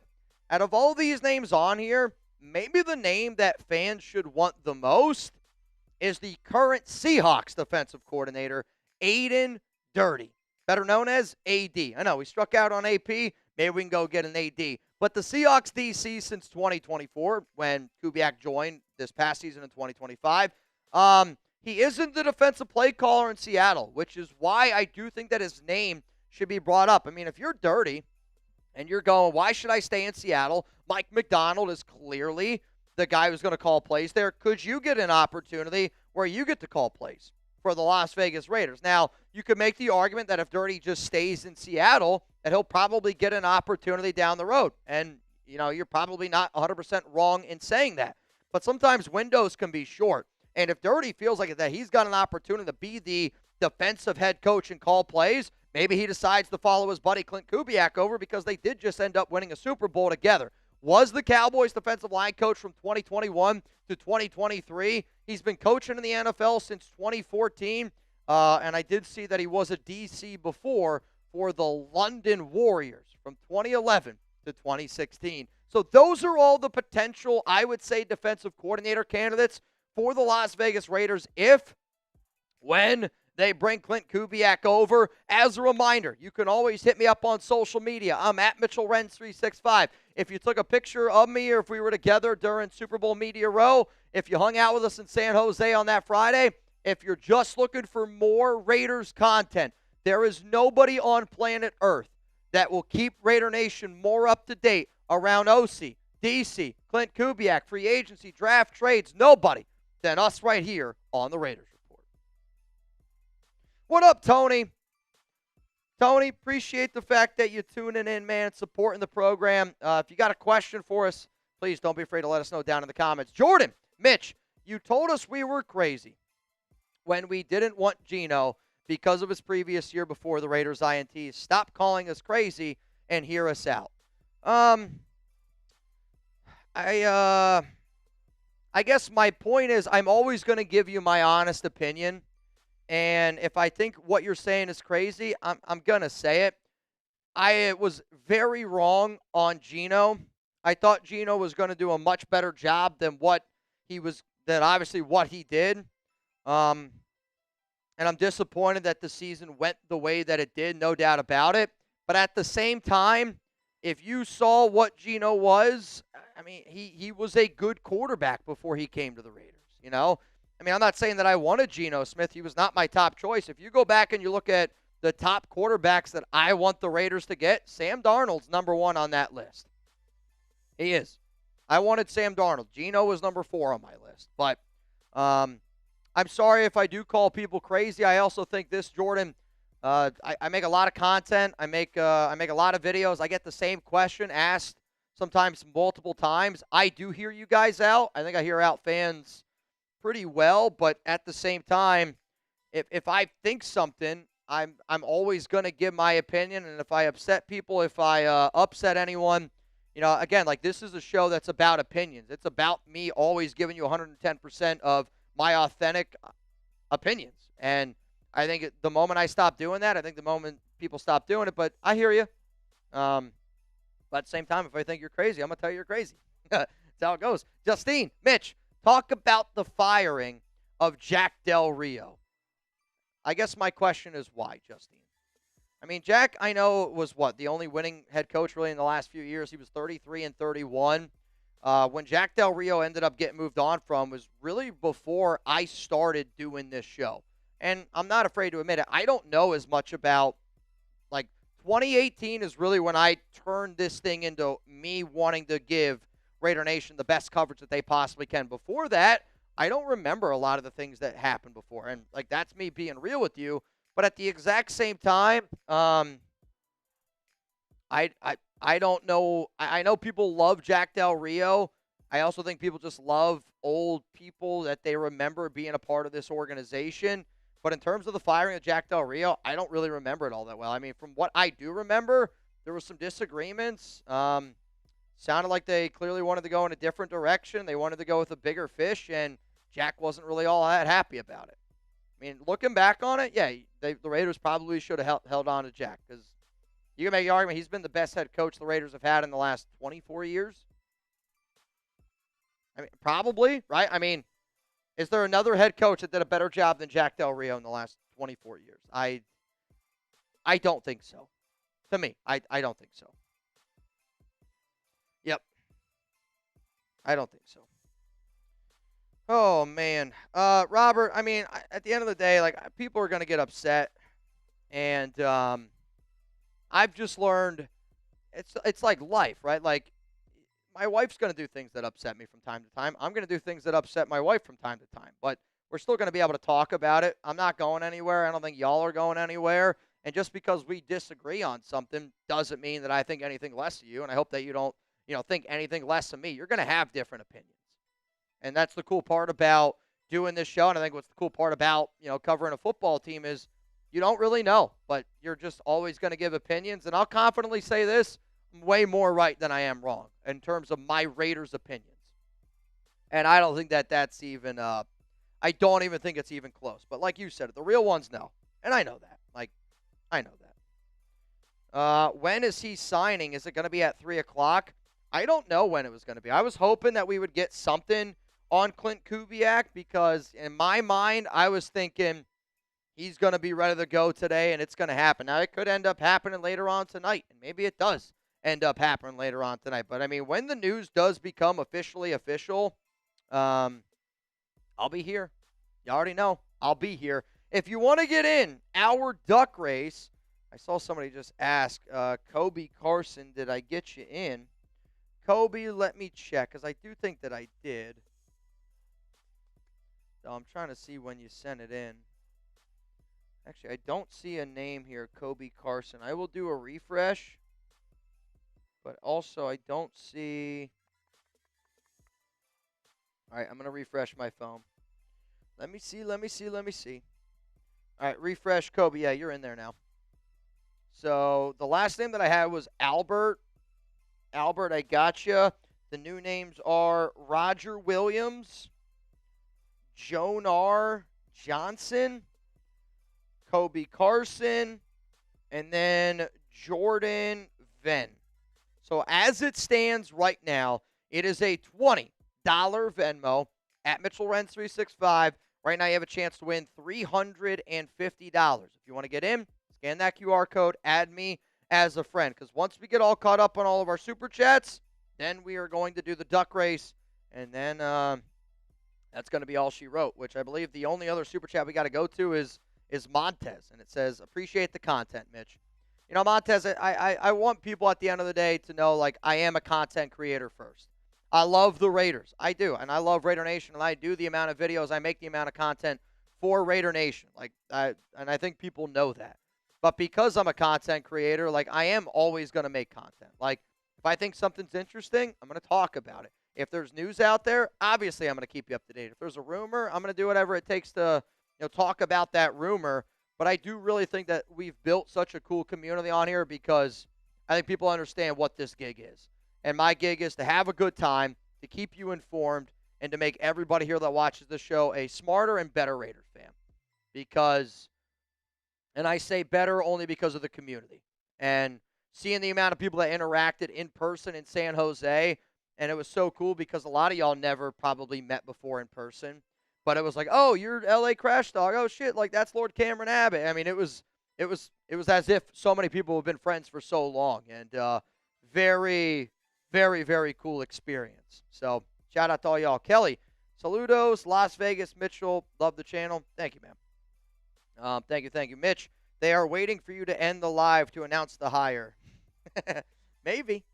Maybe they do. Maybe they don't. We'll see. All right, I'm going to refresh my phone one more time here.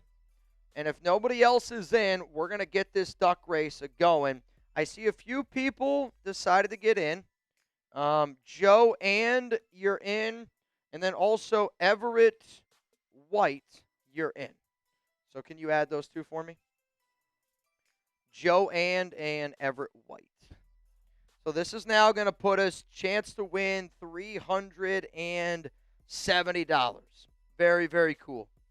I mean, doing a duck race for $370 right after the Super Bowl, that's big time.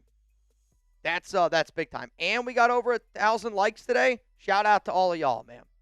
Shout out to all y'all. Here we go. 3, 2, 1. Let's run it. Let's run it. It looks like right now Daniel Ward's got a little bit of a lead. Albert Ruve. Again, I don't spell all y'all's names exactly right, but if you win, I know who you are. I promise. Excuse me, Jesus. L.A. Yoda said saw some of the pics. LCA looks like he's 8 feet tall. He's a tall guy. I'd say he's probably what? You're probably what, like 6'3", 6'4", Cameron? You got to be pretty tall. Maybe it was too tall. I mean, that one pick, you dwarf us, I feel like. James Ferguson got the eyes on the prize. Kurt Shook. Watch out for him. Kobe Carson looks a little sicky poo. Oh, man. LA Crash Dog falling back here a little bit. Jordan Venn is super excited. Marquez is not happy. Uh-oh, Carlos Comedy. Kirk Shook. Who's this over here? I can't quite tell. It's going to be Franco. I think it's going to be Franco. No! David Ward! David knew he was winning. He had that look in his eyes like, hey, man, I know for a fact I'm going to get the dub. Shout out. Hang on. There's a name that, okay, I did get him. There was a name where I was like, oh, crap, that's not ringing a bell to me. All right, it was David Ward, correct? Yes? David Ward. All right, David, if you could please confirm that you just received $370, that would be much, much appreciated. What up, Gunny? What up, fam? That Super Bowl show was wild. SaveWarrior.org for veterans and first responders struggling. Semper Fi. I mean, honestly, and I felt bad. Like, I didn't really watch the halftime show at all. I don't remember any of the commercials. And it's, again, like when you're up here doing what I do. Oh, our Super Bowl show was wild. I thought he was talking about the halftime show. I appreciate that. It was definitely wild. It was way more alcohol consumption that I thought I was going to do, that I kind of wanted to do. Dave got it. Bingo, bango, Dave. Shout out to you, man. But also, man, like, I hope people know that I'm never afraid to have a good time. I'm never really afraid to make an ass of myself, and I kind of felt like I did a little bit yesterday. I had probably too much that I wanted to drink, and I say that because, we had 240,000 people watched our Super Bowl coverage yesterday. I bet you there was a large portion of those people have never seen me or Chugs before, and they're like, these guys are getting sloshed on this show. And I know that happens from time to time, but I also want people to know that we provide really good coverage, not only around the Raiders, around live content, and it's confidently why, we are one of the most successful live content shows in the entire world for sporting events. And that's just the truth, man. But, Gunny, shout out to freaking Cameron. Shout out to TJ Parkinson, Raider Ron, Justin Abgen. The amount of people that got after it last night. It was unbelievable, dude. It was unbelievable. It was a crazy, crazy show, no doubt about it. Actually, I think it was better than the game. I think it was one of the worst Super Bowls of all time. Because if you looked at the score, 29-13, you'd be like, oh, like there was some scoring in that game. That score does not dictate, I think, how truly bad that Super Bowl was. It was. To me, I think it's right up there with the 13-3 game.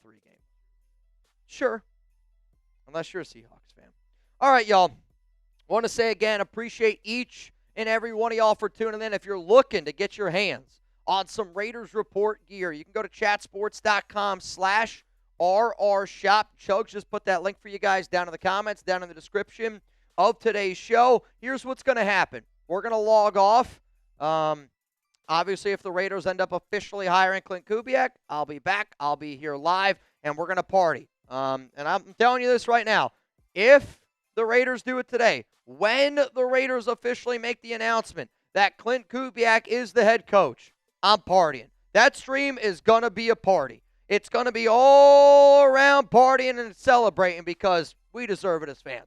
I've wanted Klint Kubiak for a long time. He's been my number one candidate for a long time, and I can't wait to officially announce him as the next head coach of the Las Vegas Raiders. When that happens, I'll be back here. If it doesn't happen from now until tomorrow, well, then I'll be live here on the Raiders Report, 4 p.m. Eastern Time, 1 p.m. Pacific, right here on this channel.